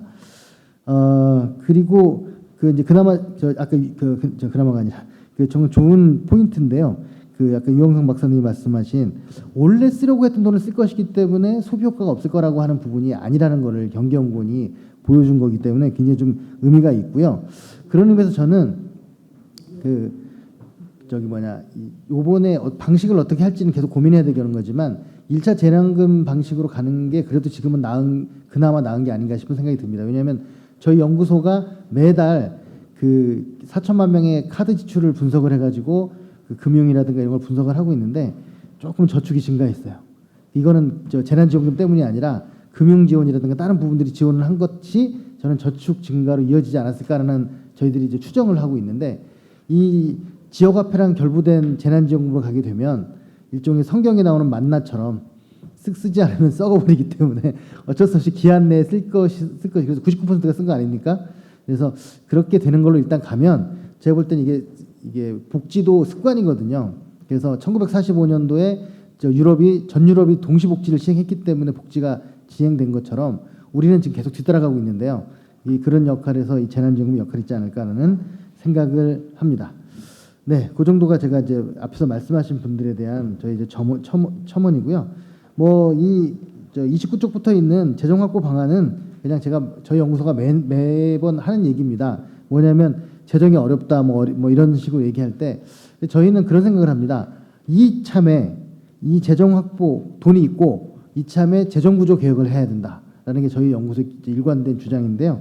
그러니까 일단 급하게는 잉여금을 사용하고 그리고 중기적으로 지출구 조정을 하고 장기적으로 증세를 하는 것으로 가야 한다가 저희들 이제 기본적인 생각입니다. 그래서 지금 당장 저희 다음 주에도 저희 그린 뉴딜 관련한 토론회 때 제가 발제를 하게 돼 있는데 그때도 보면 당장에 그린 뉴딜을 할 수 있는 돈들이 있습니다.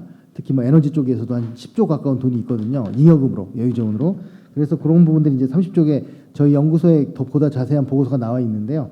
기금들의 여유자금들을 이제 활용을 할 수 있습니다. 이게 쭉 이 정도가 있었던 게 아니고 계속해서 증가하고 있기 때문에 저는 그 쭉 이 정도가 있다고 하면 이게 어떻게 보면 이제 이렇게 소중하게 어느 정도 비상금을 갖고 있어야 되는 차원으로 되겠지만 계속 증가 추세가 급격히 상승하고 있기 때문에 일시적으로 쓸 수는 있다라는 이제 그런 말씀을 드리고요. 그리고 그것이 지방도 마찬가지입니다. 뭐 31쪽에 지방 그 통계가 나와 있는데요. 작년도에 70조 정도의 여유자원이 있다고 발표를 해가지고 저희 연구소를 별로 안 좋아하는 기재부가 또 역으로 활용을 해서 대통령에게 보고를 하고 빨리 집행을 하라고 했음에도 불구하고 저희가 최근에 체크를 해본 결과는 늘지는 않았으나 줄지도 않았다. 지방자치단체들이 몇몇 자치단체만 긴장을 해서 좀 썼지만 70조가 그렇게 줄지는 않았습니다. 그래서 이게 불과 10년 전만 해도 이 여유자원이 그 전체 재정에서 차지하는 비중이 3~4%밖에 안 되던 것이 지금 거의 25%를 넘어서기 시작했거든요. 그래서 지방 재정도 그 어떻게 보면 일을 안 하는 상황. 차라리 10년 전에 일을 저질러서 문제였지만 지금 일을 안 해서 생기는 문제가 크기 때문에 양극단이라고 생각을 하고요. 이 부분 쓸 수 있다고 저희는 이제 주장을 하고 이 지출구조 조정 같은 경우에는 뭐 저는 이걸 꼭 복지로 써야 된다 그런 문제는 아니지만 한국의 지출 구조가 지나치게 경제 중심으로 되어 있습니다. 그래서 이 경제 중심으로 되어 있는 것을 일단은 복지로 돌리는 측면이 하나 있을 수 있고 또 같은 경제를 할지라도 뭐 소상공인이라든가 뭐 여러 가지 좀 복지성 지출로 이동해야 한다고 생각합니다. 특히나 저는 이 경제 지출 중에 가장 큰 문제 되는 게 그 좀 낭비성이 있는 게 에너지 문제하고 농업 문제라고 좀 보는데 농업이 올해 5월부터 그 공익형 직불제가 실시가 돼서 그 농민의 거의 70% 가구가 월 10만 원씩 받게 되는 사실상 농민 기본소득이 됐습니다. 이게 이제 WTO 때문에 어쩔 수 없이 진행이 되는 건데요. 뭐 이런 부분들이 확대되고 고소득 농민들에 대해서는 좀 세금을 물려야 된다고 생각합니다. 그 지금 거의 면세가 되고 있는데요. 이런 부분부터 좀 할 수 있다고 생각을 합니다. 그다음에 증세 문제는 뭐 35쪽에 저희 연구소가 기본적으로 증세를 기본소득을 무조건 찬성하는 입장은 아니지만 기본소득을 한다고 했을 때 돈을 어떻게 마련할 거냐라는 부분들을 저희가 조사를 좀 했었던 거고요. 기본적으로 우리나라는 증세 이전에 각종 공제나 감면이 많기 때문에 이 부분부터 먼저 정리를 해나가기 시작한다면 이참에 재정구조 개혁이 저는 될 수 있다고 생각을 합니다. 네, 그 정도 말씀드리고 이제 뭐 결론적으로는 아무튼 재정 지출의 패러다임을 바꾸자. 그런데 지금 어디에도 교과서는 없다. 그렇기 때문에 그 지금 한국이 시작하면 먼저 이게 교과서 될 수 있다고 저는 생각을 하고요. 그 선진국이라는 말을 그렇게 표현을 하더라고요. 어느 학자가 앞서가는 나라. 그래서 아무도 하지 않는 일을 해본 나라가 하는 나라가 선진국입니다. 이제 한국은 아무리 변명을 해도 이제는 선진국입니다. 근데 우리가 부끄러워하는 이유는 선진국란 말을 못 쓰는 이유는 선진국답지 않은 모습이 일부에 있기 때문인데요. 그 부분들을 선진국답게 바꿔내면 저는 진정한 선진국이 될 것이고 향후에 우리나라가 지금 100년 전에 20대 국가랑 지금 20대 국가의 차이는 한국이 들어간 것밖에 없거든요. 아르헨티나가 빠지고. 그래서 진짜 이제 그 덩치가 커진 만큼이나 질적으로 선진국이 되는 모습이 되지 않을까라는 생각을 합니다. 이상입니다. 재정 전문가이신 우리 정창수 소장님 기재부에서 부담스러워할 만합니다. 감사하고요. 두 번째 지정 토론은 우리 한국지방세연구원의 최원구 선 연구위원께서 토론해 주시겠습니다. 네, 안녕하세요. 네, 한국지방세연구원의 최원구입니다. 이렇게 귀중한 자리에 불러주셔서 먼저 김두관 의원한테 감사드리고요. 그리고 이제 제가 처음에 전화를 받고 섭외를 받을 때 이 중앙정부에서 지급하는 긴급재난지원금하고는 저하고 큰 관계는 없을 것 같은데라고 생각이 들면서 저를 불러주신 게 저희 연구원에서 이렇게 매달 한두 개씩 이슈페이퍼라는 게 나가는데 제가 거기에 지방자치단체가 전국에 있는 지방자치단체 중에서 현재는 88개 지방자치단체가 재난지원금을 지급했는데 그 재난지원금과 재정자립도의 관계를 분석한 이슈페이퍼를 쓴 적이 있었습니다. 그래서 그저께도 제가 또 여쭤봤더니 유순준 비서관님께서 그것 때문에 부른 거다라고 하셔서 제가 쓴 이슈페이퍼에 대해서 말씀을 드리면서 앞서 발표하신 그 두 교수님과 박사님의 내용에 대해서 말씀을 드리도록 하겠습니다. 그래서 이제 제가 있는 내용은 이제 주로 뭐 그 제가 분석했던 것들을 그다음에 좀 글로 표현해서 이걸 또 게재를 하신다 그래서 글로 표현하기 어려운 부분들을 좀 지금 말씀드리면서 이렇게 말씀드리도록 하겠습니다. 현재 이제 그 제가 이슈 페이퍼를 쓸 당시에는 86개의 지방자치단체 전국에 있는 243개 지방자치단체 중에서 86개 지방자치단체가 재난지원금을 지급했습니다. 근데 이제 그게 뭐 분석하는 거는 그렇게 어렵지 않았는데 그 86개가 지급했다는 걸 조사하는 게 힘들었습니다. 이게 어디 통계 자료가 나와 있는 게 아니라서 그래서 일일이 뭐 지방자치단체 홈페이지에 들어가면서 언론 보도에서 나온 것들을 이렇게 근간으로 해서 봤고요. 근데 이제 6월 4일 날 그 전남에 화순이 지급하기로 하고 그다음에 강원도에 저희 춘천이 지급하기로 해서 이제 현재는 88개가 지급을 하고 있습니다. 근데 지금 표 제가 41쪽하고 42쪽에 보면 어떤 지방자치단체가 광역은 어떻게 기초는 어떻게 이제 하는 것이 나와 있습니다. 근데 이제 광역은 대체로 좀 선별적으로 중위소득 100% 정도까지만을 지급을 했고요. 기초자치단체는 보시면 대부분 거의 대부분이 다 그 보편적으로 모든 주민에게 모든 뭐 국민에게 모든 시민에게 똑같은 금액을 지급하는 형태를 취했습니다. 그래서 앞서 말씀하신 그 두 분의 발표를 기초로 한 그거에 기초해서 말씀드린다면 기초자치단체에서 지급한 형태가 더 그 효과적이고 더 바람직했다라고 볼 수 있습니다. 광역자치단체 중에서는 유일하게 경기도만 전 도민에게 10만 원씩을 지급했습니다. 그래서 이제 이걸 제가 왜 시작을 했냐면 언론을 쭉 보다 보니까 제가 생각하기에는 상대적으로 재정력이 열악하다고 생각되는 지방자치단체에서 주는 재난지원금 규모가 좀 크고요. 제가 보기에는 여긴 굉장히 여유가 있는데 같은데라고 생각이 드는 데는 재난지원금의 그 1인당 금액 규모가 작아서 그러면 그 재정 자립도라고 하는 저희처럼 지방재정을 전공하는 사람들이 자주 쓰는 재정 자립도하고는 어떤 관계가 있는지를 보자라고 해서 시작을 했습니다. 근데 그 제가 그렇게 처음에 의문을 갖고 봤던 거랑은 다르게 분석해 본 결과 전국을 대상으로도 했고요. 광역하고 기초를 다 넣기도 하고 광역과 기초 나눠서도 하고 시군 구를 또 구분해서도 하고 했습니다. 근데 그 해본 결과 재정 자립도가 높은 지방자치단체에서 지급하는 비율이 높습니다. 그러니까 주냐 안 주냐를 봤을 때 재정 자립도가 높은 곳들이 많이 주더라. 그리고 그 재정 자립도가 높은 지방자치단체가 지급한 규모가 큽니다. 그러니까 더 많은 돈을 주더라는 겁니다. 그래서 이제 그것을 통해서 느낄 수 있었던 것은 아까 처음에 발표하신 그 이재훈 교수님께서 말씀을 하셨는데 1단계 재정 분권 때 그래도 국세에서 지방세로 이양이 되면서 그다음에 지방세 한 3조의 순증이 있었기 때문에 그것이 여유 재원이 돼서 이번에 그 재난지원금을 지방자치단체들이 지급할 수 있지 않았을까라고 추측을 하고요. 그리고 이제 그거는 이재훈 교수님이나 이런 굉장히 그 많이 공부하시고 높으신 학식이 많으신 분들이 똑같이 이구동성으로 말씀하시는 거 보면 그 1단계 재정 분권이 이번에 지방자치단체들이 중앙정부보다 먼저 재난지원금이라는 그 카드를 들고 나올 수 있었다라는 것에 그 계기가 됐다라고 생각합니다. 근데 이제 여기서 또 문제가 되는 것은 이건 제가 이제 글론 안 썼지만 이 국회 예산위원회 나와 계시지만 국회 예산위원회 분석에 의하면 국가에서 지급한 긴급재난지원금이 확실히 효과가 있었습니다. 그리고 유영선 박사님 말씀하신 것처럼 확실히 효과가 있었던 건 사실입니다. 모든 언론에서 그게 얼마나 오래 갈 것이냐 향후 2차, 3차 파급 효과로서 어떻게 나타날 것이냐에 대해서는 앞으로 더 많은 학자들이 연구를 해서 정확한 결과를 낳아야 되겠지만 기간에 관계없이 효과가 있었던 건 사실입니다. 근데 이 지방자치단체가 지급한 재난지원금이라는 것이 지역 제한이 있습니다.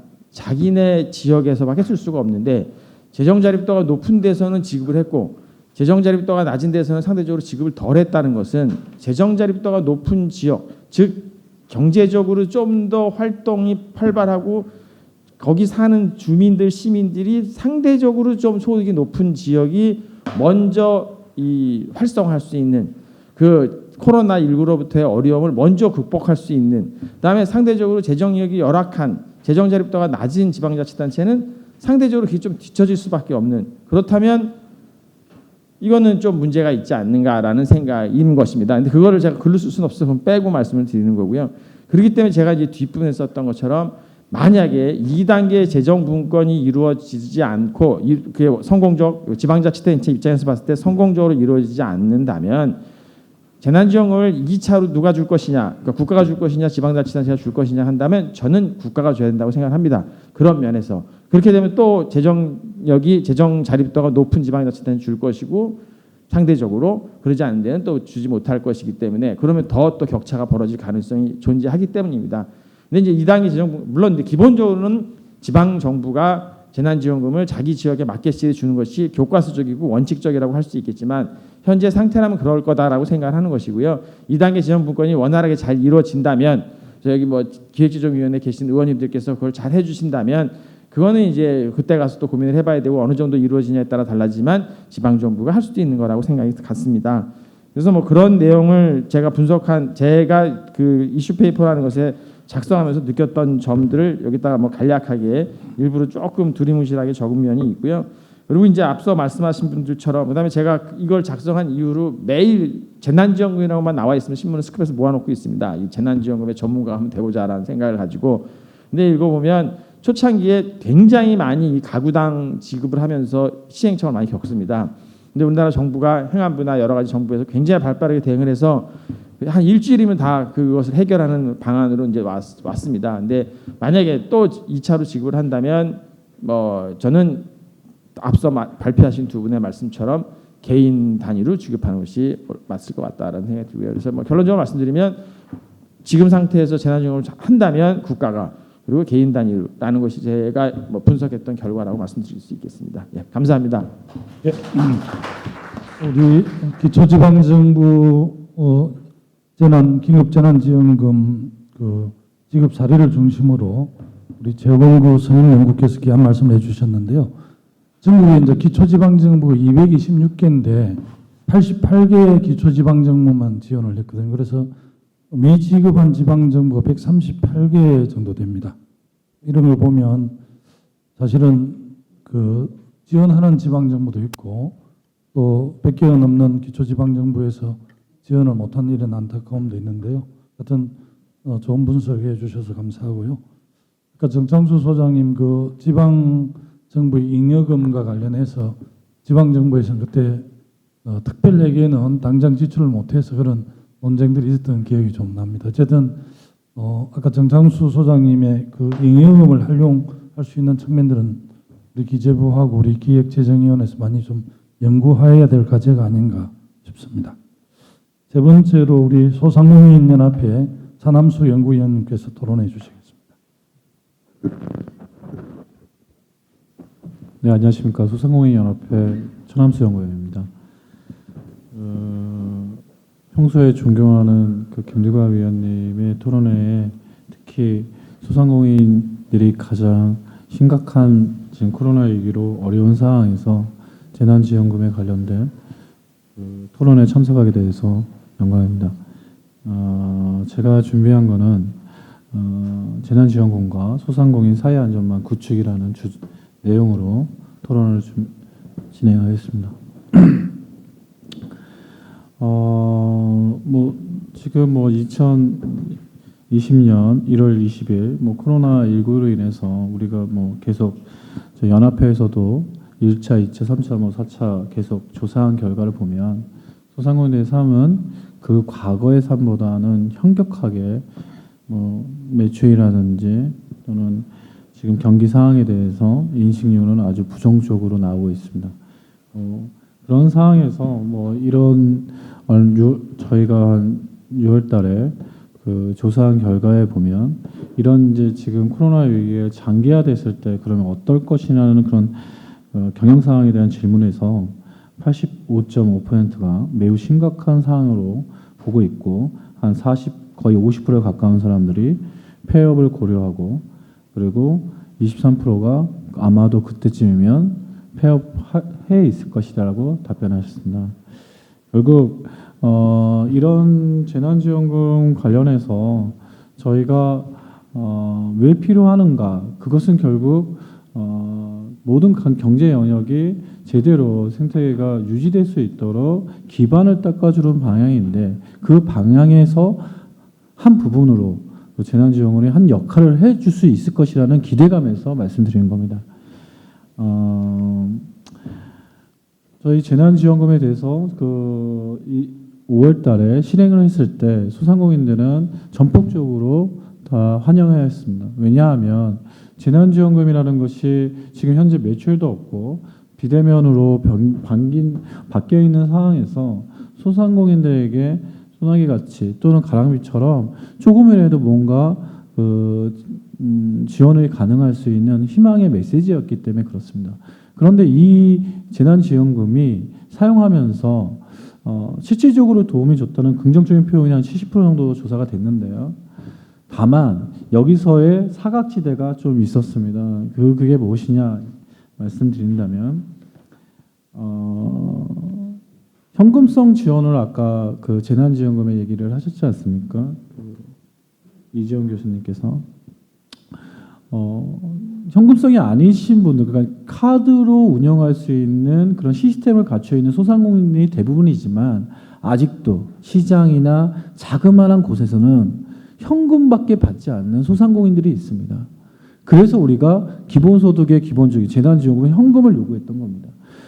그 부분에 있어서 뭐 이제 그 현금으로 소비를 안 하고 그냥 집에서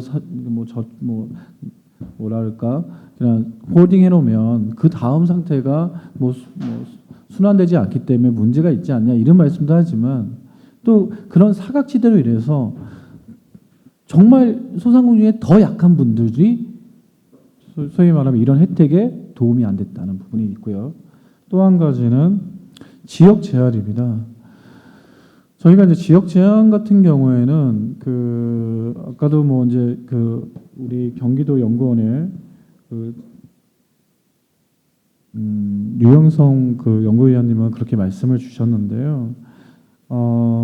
기본적으로 지역이 제한이다 보니까 예를 들어서 주유소 같은 것들 사용할 수 있었거든요. 근데 서울에서만 쓸 수 있고 이동했을 때 경기도 가서는 또 안 되고요. 또 여러 가지 사항들이 있었어요. 특히 재난지원금이 지역에 한정적인 부분들이 있어서 그런 부분들도 개선할 방향으로 꼭 이뤄져야 된다고 봅니다. 왜냐하면 숙박 같은 거나 여행이나 기차 다양한 어떤 사용할 때 있어서 한정적인 부분들이 얼마나 이 재난지원금이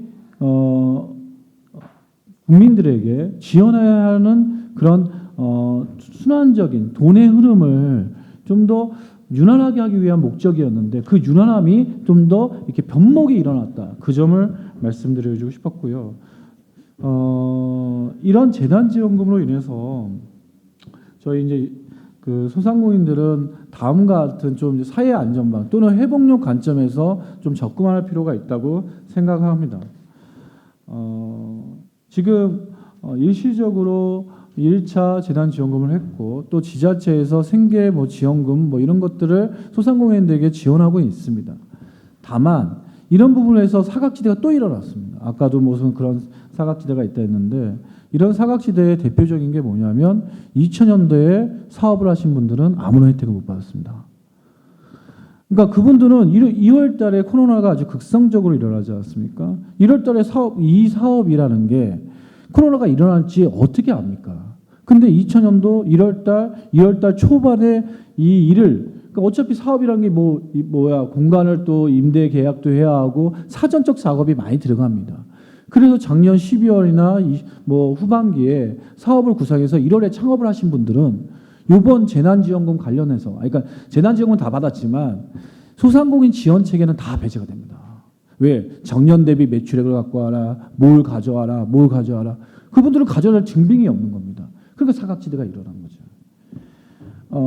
촘촘해야 하거든요. 그래야지만 그분들이 혜택이 보편적으로 우리가 기본소득이나 이런 거의 기본적인 핵심이 아까 교수님도 지금 보편적, 무조건성, 개별성을 얘기하지 않았습니까?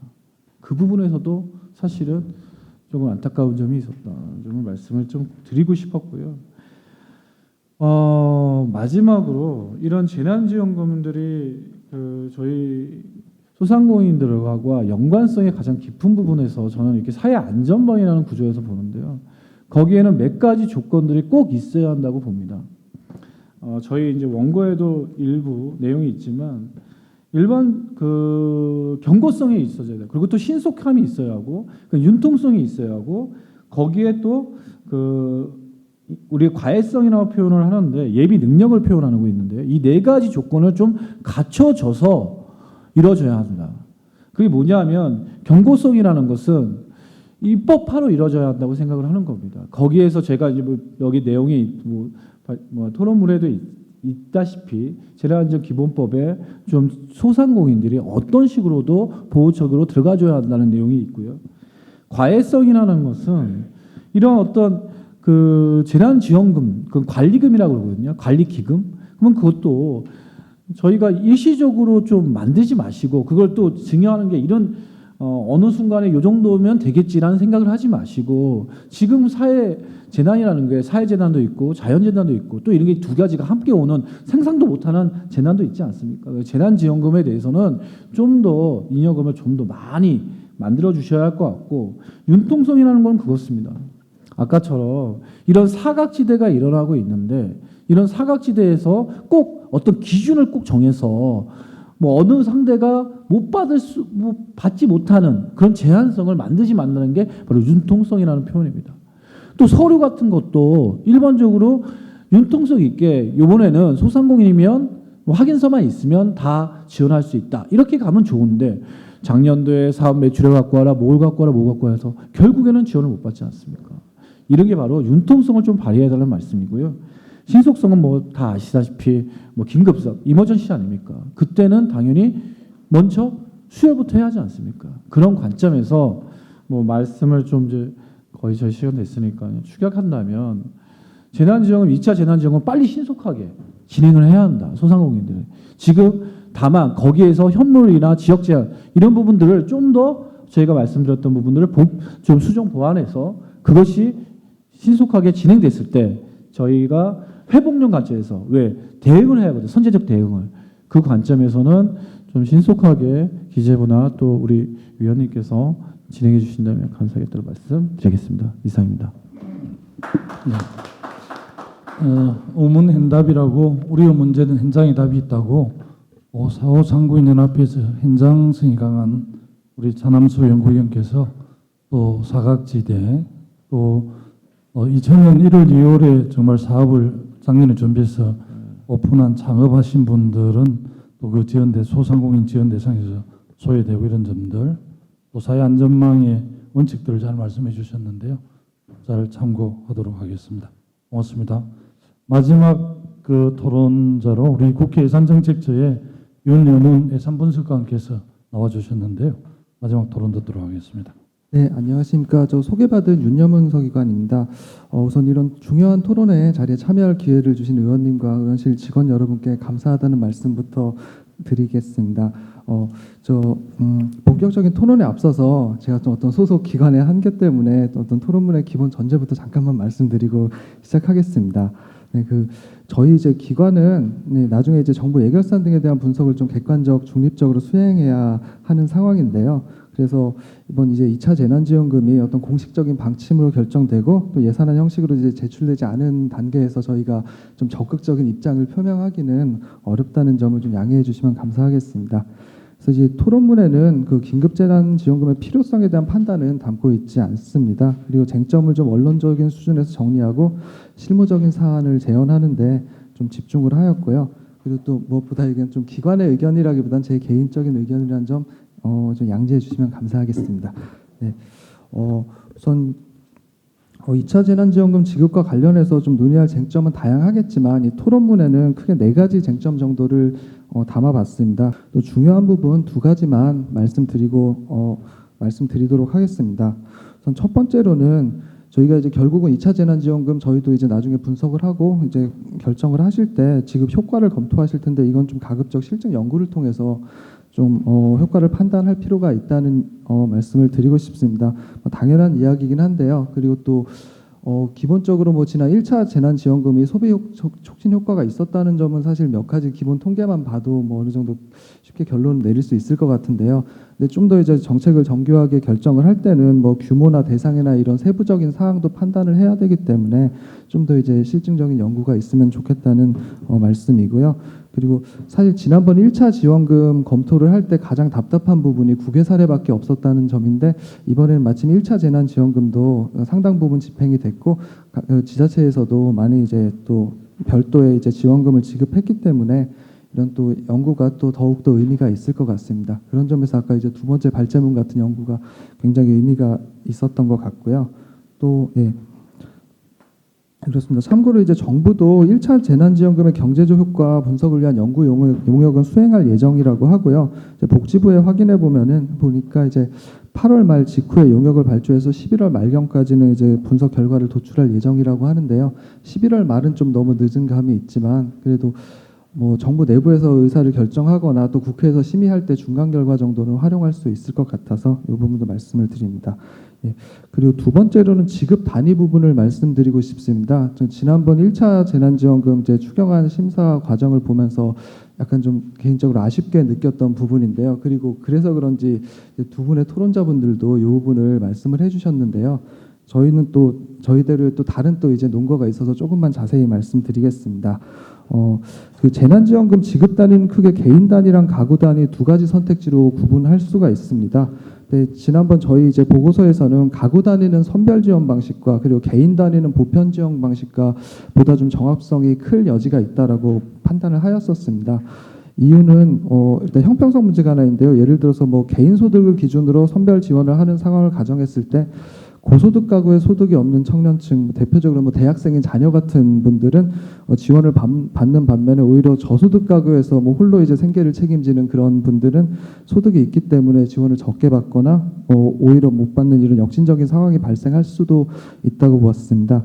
또 일반론적으로도 사실 한국 사회는 어떤 개인의 경제적 상황이 자신의 조건뿐 아니라 이제 가구의 경제적 여건에 좀 크게 영향을 받기 때문에 선별 지원을 한다면 가구 단위로 선별하는 것이 보다 정합성이 있을 것으로 보았습니다. 근데 또 반면에 이제 보편 지원의 경우에는 이런 개인 단위로 지급해도 역진성 문제는 발생할 여지가 적은 반면에 오히려 이제 행정 비용이 크게 소요될 수가 있습니다. 저희 이제 각주 2번을 보시면은 정부에서는 가구 단위 지급을 위해서 가구의 기준을 굉장히 정교하게 설정을 했습니다. 이것 자체도 이제 큰 노력이 든 것인데요. 그럼에도 불구하고 뭐 1인 위장 전입 가구가 뭐 독립가구로 인정돼서 재난지원금을 더 받을 여지가 있다. 뭐 이런 이제 문제 제기도 있었던 상황이고요. 이렇듯 이제 선별 지원하에서 가구 단위로 지급을 하면은 가구를 구분하는데 비용이 소요되고 또 100% 정확하고 공정한 구분이 불가능할 수밖에 없다는 이제 특징은 있습니다. 또 좀 부수적일 수 있지만 1차 지원금 같이 이제 기부금 세액공제를 하는 경우에는 그 지원금을 지급하고 기부하는 것은 가구 단위로 이루어지는 반면에 세액공제는 개인 단위로 이루어지기 때문에 그 가구별 소득 구조에 따라 혜택이 달라지는 문제도 있습니다. 각주 3번을 보시면은 가구 단위 합산 소득은 같은데 구성원별 소득이 다른 경우에는 동일한 액수를 기부해도 세액공제 혜택은 달라지는 문제가 있습니다.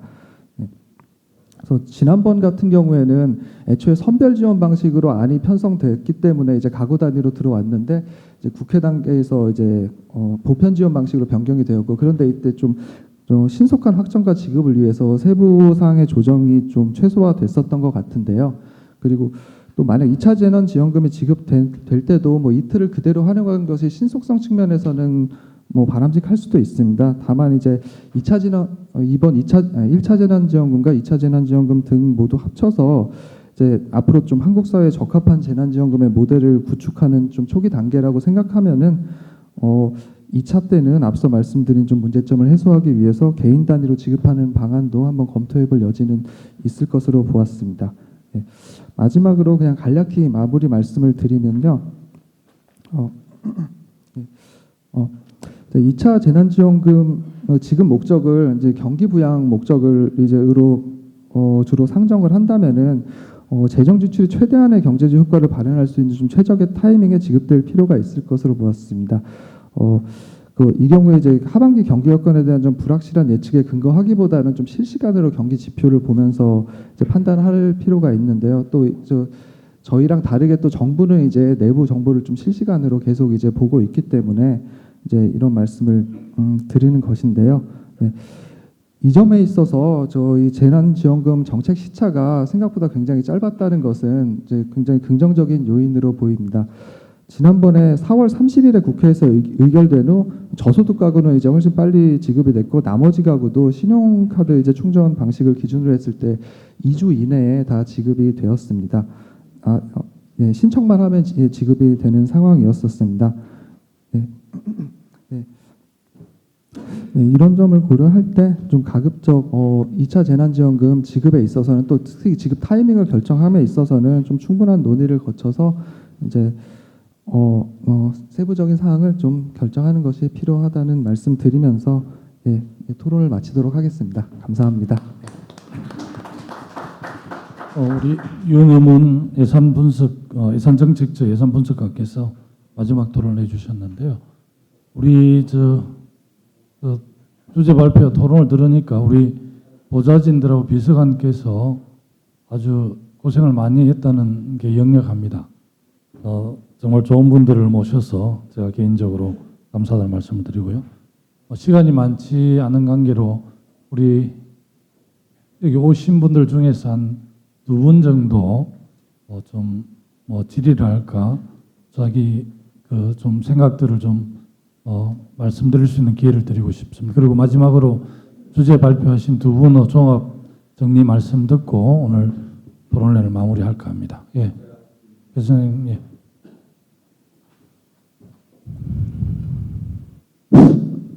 저는 그 신동 에너컴에 근무하는 배성능입니다. 오늘 이 코로나19 이 위기 상황에서 이 어려운 국민들의 그 고통과 경제의 위기 상황을 어떻게 타개할 수 있을까? 고뇌에 찬 이런 그 생각에 이런 귀한 자리를 마련해 주신 우선 김두관 의원님께 감사드립니다. 두 번째 제가 그 말씀드리고 싶은 거는 저는 이런 쪽에 물론 전문가는 아닙니다. 그러나 그 226개 지자체 중에서 88군데는 지급이 되고 138군데는 미지급이 됐다.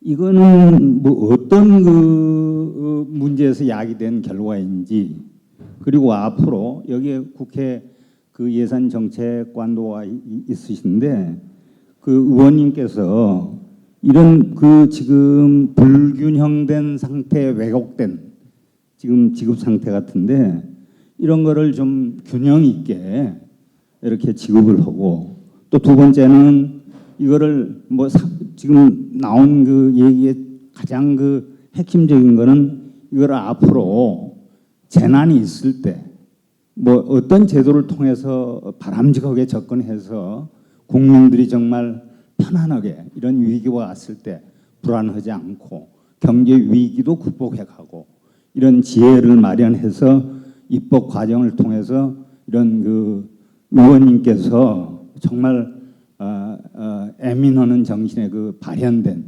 그 입법화 과정을 만들어낼 것인지, 그런 점에 대해서 제가 모르는 입장에서 굉장히 궁금합니다.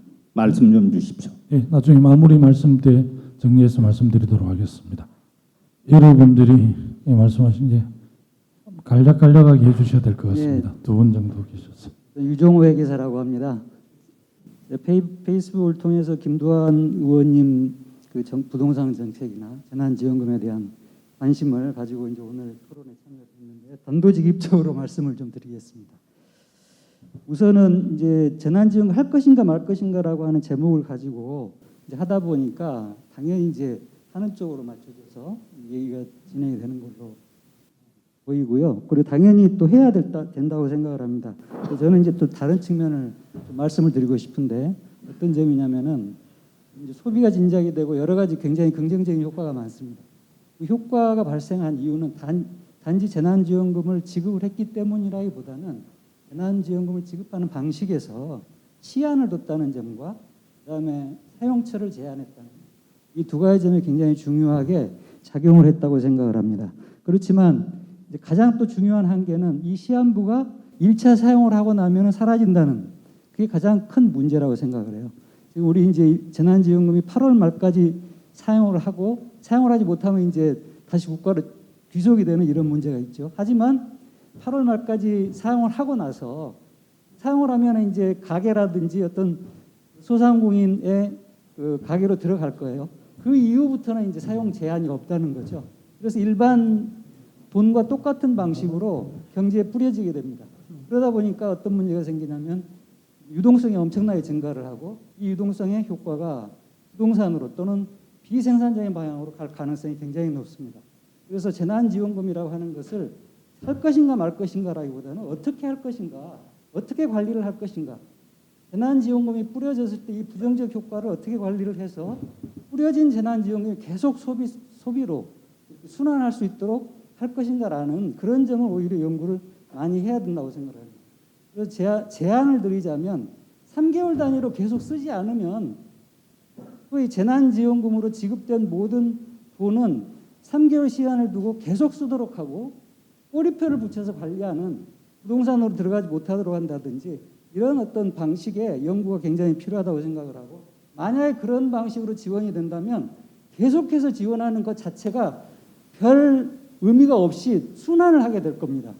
그러니까 오히려 재난지원금을 어디서 마련할 것인가 이런 노력보다 지원금으로 뿌려진 돈을 계속 시한을 부여해서 끊임없이 시장에 순환을 하게 하고 못 쓰면 사라지게 하고 그래서 쓰도록 강제하는 이런 쪽의 제도적 또는 기술적 이런 정책도 굉장히 중요하지 않는가 이런 생각을 합니다. 네. 네. 그리고 또 하나는 이제 뭐 정부에서 어떤 결과가 발표가 되겠지만 일반적으로 이렇게 소득을 일시적으로 지급하고 그 결과의 귀속은 결국은 빈부격차로 나타난다는 그런 연구들이 많습니다.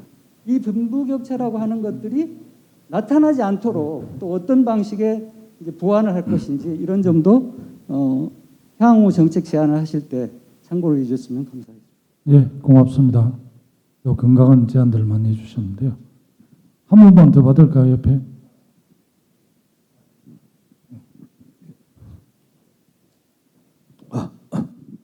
저 영주에서 온 황혜진입니다. 저는 여기 기본적으로 이 재난 자금 이런 것보다도 이게 어떻게 발생됐는가 거기에 대한 책임이 다 국민들은 다 있고 저는 이거 들으면서 이게 국가적으로 정책을 좀 다시 바꿔야 될 생각을 해가지고 감히 한번 말씀드리겠습니다. 제가 캐나다나 이런 데는 복지 정책이 1등이라 그래요. 그래서 그 사람들은 그때 위급한 걸 미리미리 준비했습니다. 우리나라는 지금 세금만 걸어서 세금을 준 적이 없습니다. 그렇지만 앞으로는 이 다가올 미래는 우리가 열심히 일해서 세금만 잘 내면 이 위기도 극복하고 그런 자금을 충분히 개인 또 기업 국가가 그때 마련해서 이런 재난이 없기를 바랍니다. 그리고 지금 정책적으로 세금은 내고 국가가 하고 이러는데 세금도 개인한테 다시 일정 부분 개인 낸 세금을 적립해서 위기 때 이렇게 편하게 쓸 수 있게끔 그런 제도가 우리나라는 필요하다고 봅니다. 그 이상입니다. 예, 고맙습니다. 마지막 한 분이니까 듣고 조금 한 5분 정도 늦더라도 그렇게 하겠습니다. 좀 간략하게 요점만 말씀해 주시면 좋겠습니다. 예, 안녕하십니까. 저는 이제 육군 장교로 복무하다가 최근에 전역을 한 천혁진이라고 합니다. 제가 드리고 싶은 말씀은 제가 복무를 하면서 군인들과 공무원들의 연가 보상비 및 복지가 삭감됐습니다. 그 이유가 이제 재난지원금으로 인한 경제 악화로 인한 이유로 제가 들었는데요.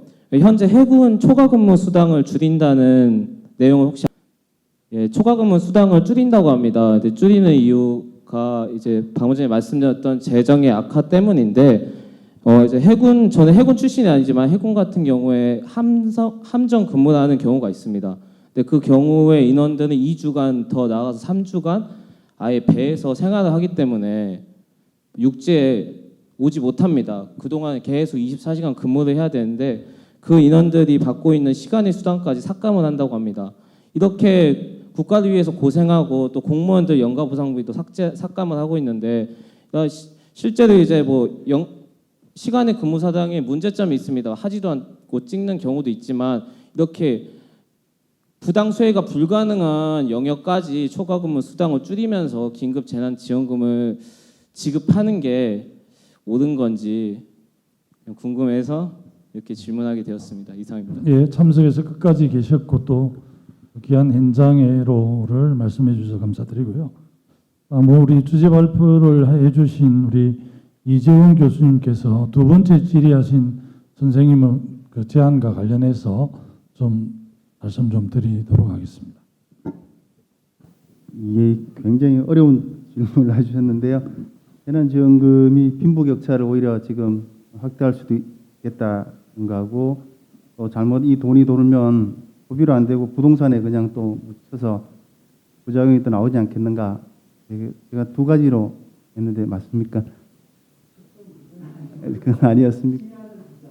시간을 둬서 해다가 계속적으로 영향을 미치는 것이지 1차적으로만 이 시간을 두고 그 다음부터는 돈이 풀려버릴 시간 제한이 없기 때문에 그게 부정적인 효과가 나타날 수 있다는 그런 식입니다. 그래서 이제 시간을 두는 쪽으로 정책을 제안을 했잖아요. 그게 식입니다.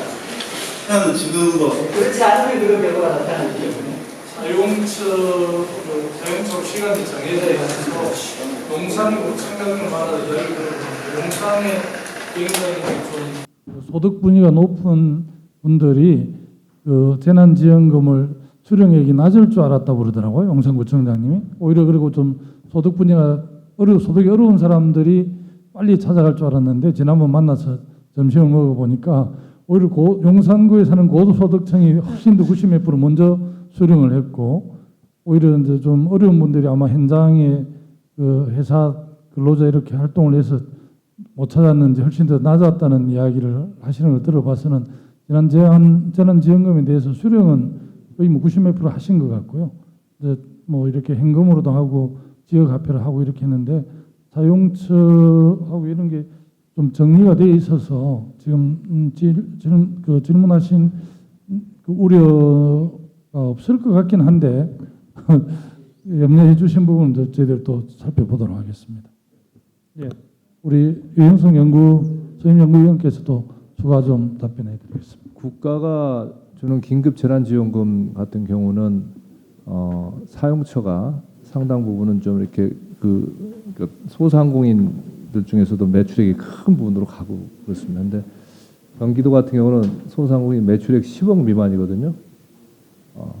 그러니까 그리고 1인당 그냥 한 10만 원 정도 준 거기 때문에 8월 말까지 이렇게 돈을 쓰고 그러기 때문에 이게 무슨 부동산으로 자산시장으로 가고 또 빈부격차를 야기하고 그런 우려는 안 하셔도 될 것 같고요.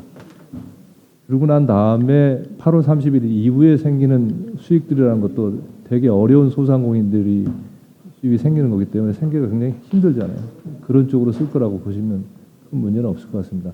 추후 2차, 3차 이런 지원금이 갈 때도 똑같이 그와 같은 방식으로 제약을 두고 그 소상공인들 중심으로 매출이 일어나고 하면 경제가 상당히 안 그러고 그냥 현금 주는 방식으로 한다든가 이러면 백화점 가서 그냥 구입한다든가 아니면 인터넷 직구한다든가 그러면은 아마 밑바닥에 지역 경제는 살아가기 힘들 거고 오히려 그런 방식이 더 그 양극화시키고 이런 부분에 기여할 수도 있겠죠. 그러니까 지금 설계하는 방식 속에서 소상공인들 중심으로 지역화폐 방식으로 이렇게 쭉 가게끔 한다면은 그런 문제는 안 생길 거라고 봅니다.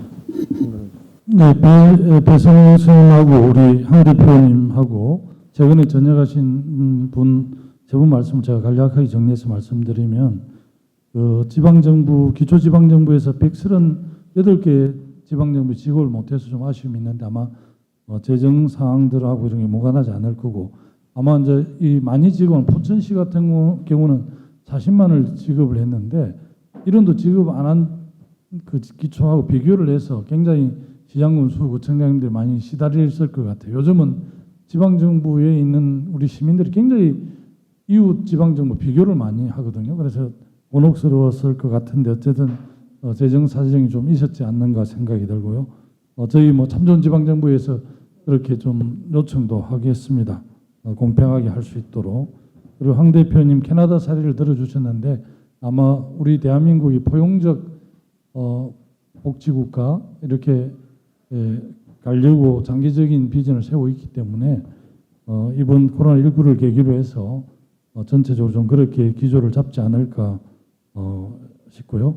뭐 북유럽 모델로 갈 수는 없겠지만 독일 정도의 중부담 중복지 정도로 갈 수 있지 않을까 싶지는 않지만 좀 그렇게 보고 있고 해군의 예를 들어주셨는데 사실 초과 근무 수당 고생하시는 분들 더 많이 드려야 되는데 아마 전반적으로 지금 재정이 어렵기 때문에 아마 이런 현상들이 나타나는데 고통을 같이 분담하는 차원이 아닌가. 제가 상세하게 내용을 몰라서 적답을 못 드리겠습니다만 어쨌든 나라 지키는 군인 또 고생하시는 소방대원 일생 있는 분들은 좀 더 또 현장에 어려운 3D 업종에서 종사하는 분들에 대해서는 좀 더 지방정부든 중앙정부가 더 크게 관심을 갖고 배려해야 되지 않을까. 저희 기재위원입니다만은 우리 국회에서도 그런 점들 입법도 하고 또 그렇게 정부에 촉구도 하고 그렇게 하겠습니다. 토론 네 분이 토론해 주신 내용과 관련해서 주제 발표하신 두 분이 종합 정리 말씀을 하는 걸로 해서 마무리하도록 하겠습니다. 한 말씀씩 정리 말씀해 주시죠. 예, 저희가 뭐 그렇게 정확하게 엄밀하게 좀 준비를 못했는데 너무 또 많이 또 이렇게 진지하게 경청해 주셔서 감사드립니다. 아까 제가 발표할 때 조금 누락된 부분 중에서 조금 이제 부연 설명만 좀 더 드리면 저는 2차 재난지원금이 이게 계속 문제가 되면 지금 현재 어려우면 반드시 줘야 된다는 입장을 좀 개인적으로 가지고 있습니다. 그건 국민이 요구를 하면 당연히 국가가 부응을 해야 되는 건데요.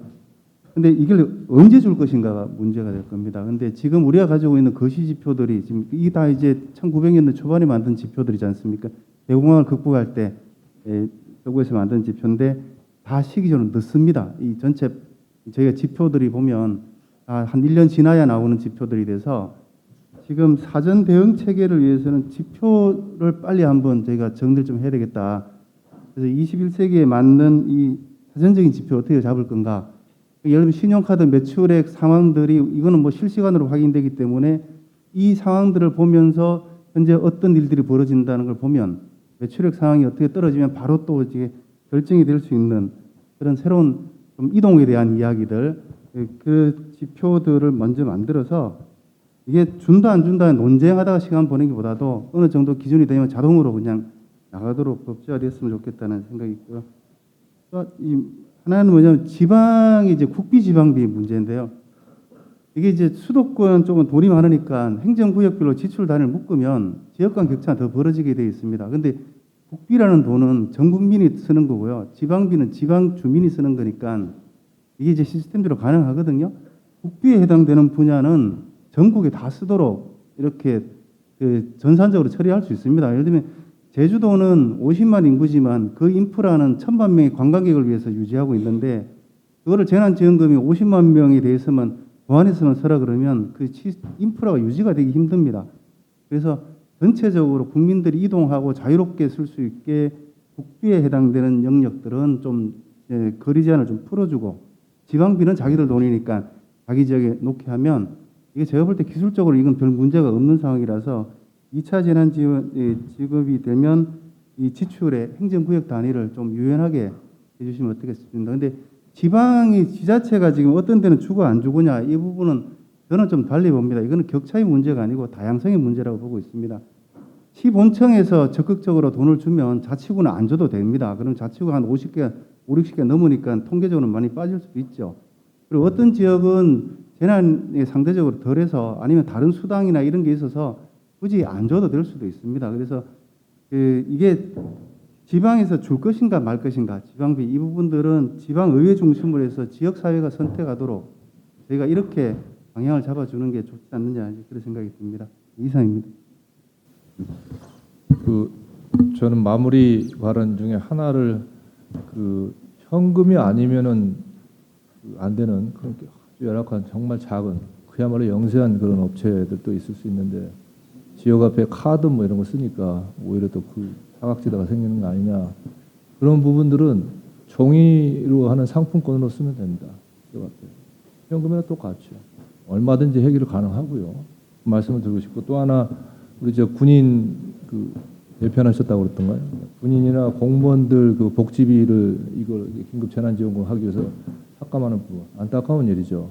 경기도 같이 그냥 그런 거 없이 우리가 재난관리기금이나 이런 걸 통해 가지고 했으면 그런 일이 안 벌어졌을 텐데 중앙정부 차원에서 하다 보니까 아마 이쪽 걸 좀 조정해서 하려다 보니까 그런 일이 벌어졌는데, 그래서 애시당 때부터 논의가 될 때 그런 걸 하지 말고 국채 발행하자. 물론 국채 발행도 이제 국가의 정부의 국가 부채이긴 해요. 나중에 갚아 나가면 되고 우리가 그만큼 재정이 탄탄하거든요. 그럼에도 불구하고 이제 기재부에서는 재정 안정성 이런 측면에서 아주 완고하게 접근을 했죠. 국채 발행을 해가지고 그런 부분은 한국은행에서 사주면 돼요. 얼마든지. 그렇게 해서도 유은행에 갈 수가 있었는데 그렇지 않았던 거죠. 긴급한 상황이었을 수도 있어요. 그러니까 얼마든지 그런 부분은 그런 군인이나 공무원들 복지비 줄이지 않고도 이 문제를 해결할 수 있는 길들은 있다. 그것만 인지를 해 주신다면은 지금의 긴급 재난지원금 나가고 있는 것 자체에 대해서 문제 제기를 할 건 아니다. 봐주시면 좋을 것 같습니다.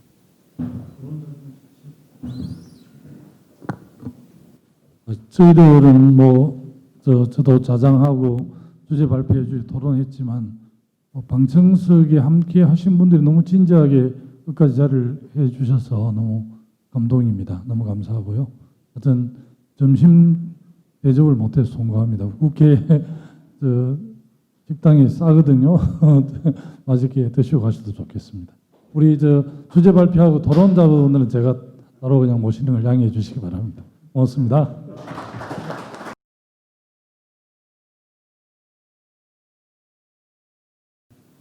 네, 반갑습니다. 기본소득당 용혜인 의원입니다.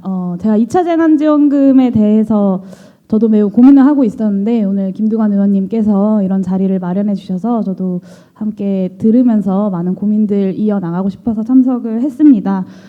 지난 긴급재난지원금에 대해서 국민 10명 중 9명이 매우 도움이 되었다라고 평가한다고 합니다. IMF가 발표한 자료를 보면 GDP 대비 경제위기 극복을 위해서 한국이 1.2%를 투입했고 독일이 4.4%를 투입했는데 올 연말 경제성장률 전망치는 오히려 한국이 마이너스 2.1% 그리고 독일이 마이너스 7.8%로 경제 위기에 대한 방어를 한국이 오히려 더 잘 해낼 것이다라고 예상을 하고 있습니다. 저는 그 힘은 지난 2분기에 지급했던 긴급재난지원금이라는 힘이 아니었을까라고 생각합니다.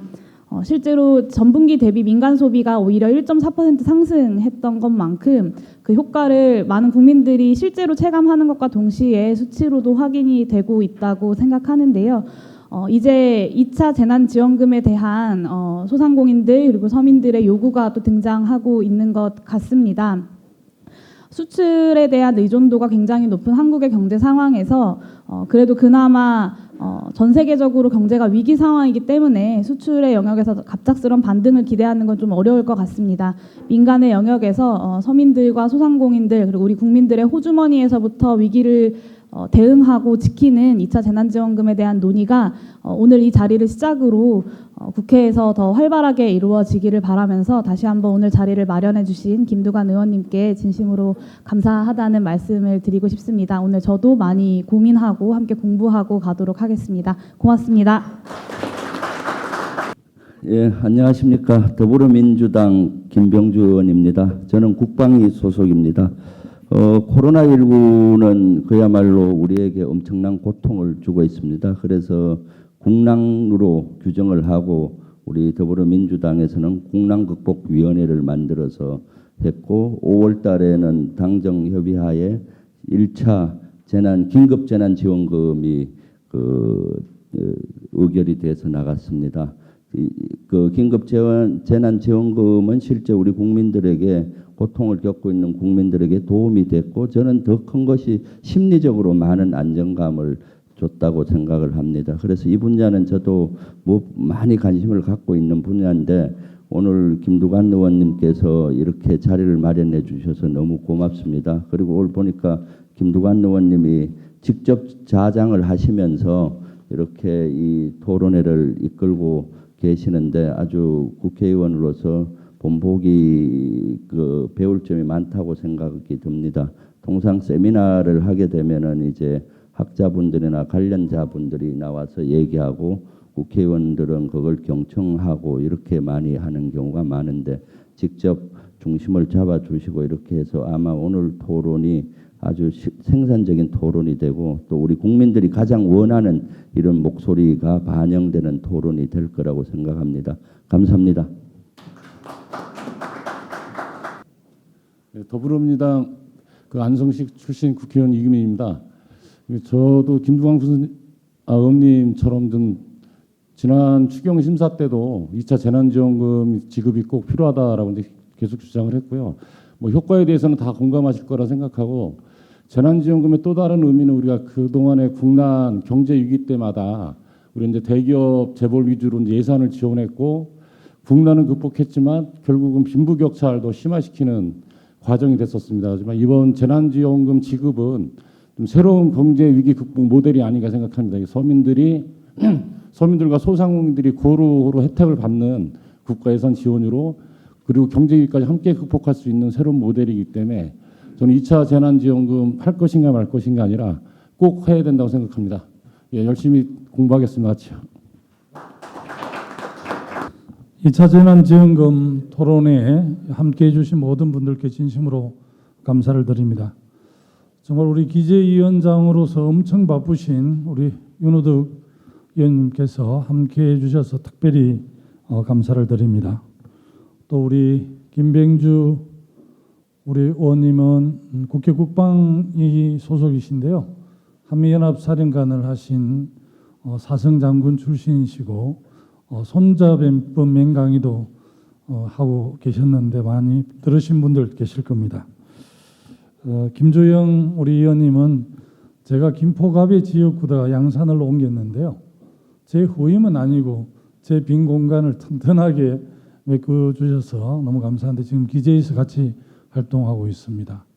우리 용해인 기본소득당 원내대표님도 기재위에서 같이 활동하고 계신데요.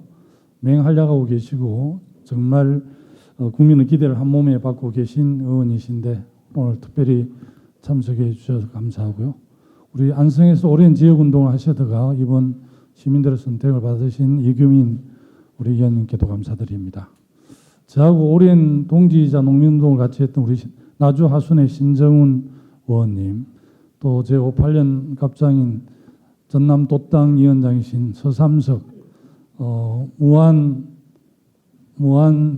영암 신안을 지역구로 둔 우리 의원님이 이렇게 함께 해주셨는데 오늘 특별하게 행정수도 이전 추진단에서 저도 추진위원 소통분과위원장을 맡고 있는데 그쪽에서 큰 행사를 해서 사실은 좀 저희들이 내빈들 손해를 보긴 했지만 더 중요한 아마 그 회의라서 그쪽으로 의원님들 많이 가신 것 같은데 오늘 특별히 참석하신 분들은 화이트리스트에 잘 기록을 했다가 참고를 하도록 하겠습니다. 2차 재난지원금 할 것인가 말 것인가라는 주제로 토론을 열게 되었는데요. 코로나 여파로 어려운 상황인 만큼 충분한 토론이 필요하고 가능하면 꼭 2차, 3차 재난지원금을 통해서 어려운 국민들을 도와드리는 게 맞지 않는가 그렇게 싶습니다. 특히 오늘 발제를 맡아주신 부경대 이재원 교수님과 경기연구원 유영성 선임 연구위원님께 특별히 감사를 드립니다. 그리고 토론에 참여하시는 정창수 소장님, 최원구 선임연구위원님, 차남수 연구위원님, 윤여문 예산분석관께도 손모아 감사를 드립니다. 다만 좀 유감스러운 것은 제가 기획재정위원회 위원님에도 불구하고 저 기재부에 좀 담당 국장님 참석을 요청했음에도 불구하고 기재위에서 좀 불참을 해서 그 점은 좀 많이 아쉽고 좀 그렇습니다. 반대의 의견이 있더라도 참석해서 기재부에 또 여러 가지 입장을 이렇게 설명해 주시는 게 오히려 도리인 것 같은데 그 점 많이 아쉽고요. 다만 홍남기 경제부총리께서 어제 우리 기재위 상임위원회에서 1차 재난지원금이 GDP를 2분기, 2, 4분기 GDP를 견인하는데 크게 기여했다는 말씀을 해주셔서 그나마 다행인 것 같습니다. 코로나19가 빠르게 좀 진정되고 정리가 됐으면 좋겠는데 지금 상황을 보니까 전혀 그렇지 않아서 걱정이 많이 됩니다. 오늘은 이 코로나19에 대한 경제 방역 차원에서 재난지원금에 대한 여러 가지 토론을 하게 됩니다. 그래서 오늘 우리 주제 발표를 들으시고 정말 지원할 것인가 말 것인가를 우리가 강하게 좀 정리를 해서 정부에 요청을 해야 될 것 같습니다. 바쁘신데 참석해 주신 모든 분께 진심으로 감사를 드리고요. 아마 2차 재난지원금을 지방정부에서 이미 준비한 지방정부도 있습니다. 아마 3분기, 4분기 아마 경제 상황의 어려움을 미리 예상하고 지방정부가 좀 선제적으로 대응하는 게 아닌가 싶습니다.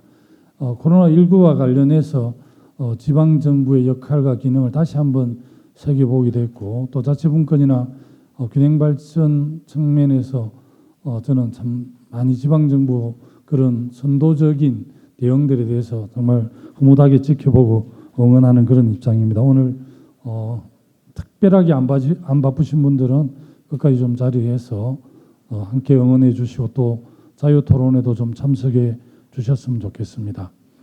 우리 바쁘신 국회의원님도 빨리 가주십시오. 편안하게 저희들 토론을 하겠습니다. 제가 김포에 있을 때 한 분이 참여한 김영환 우리 김포시의 전국 항우회 연합 회장님께서 특별히 참석해 주시네요. 감사드립니다. 네. 고맙습니다.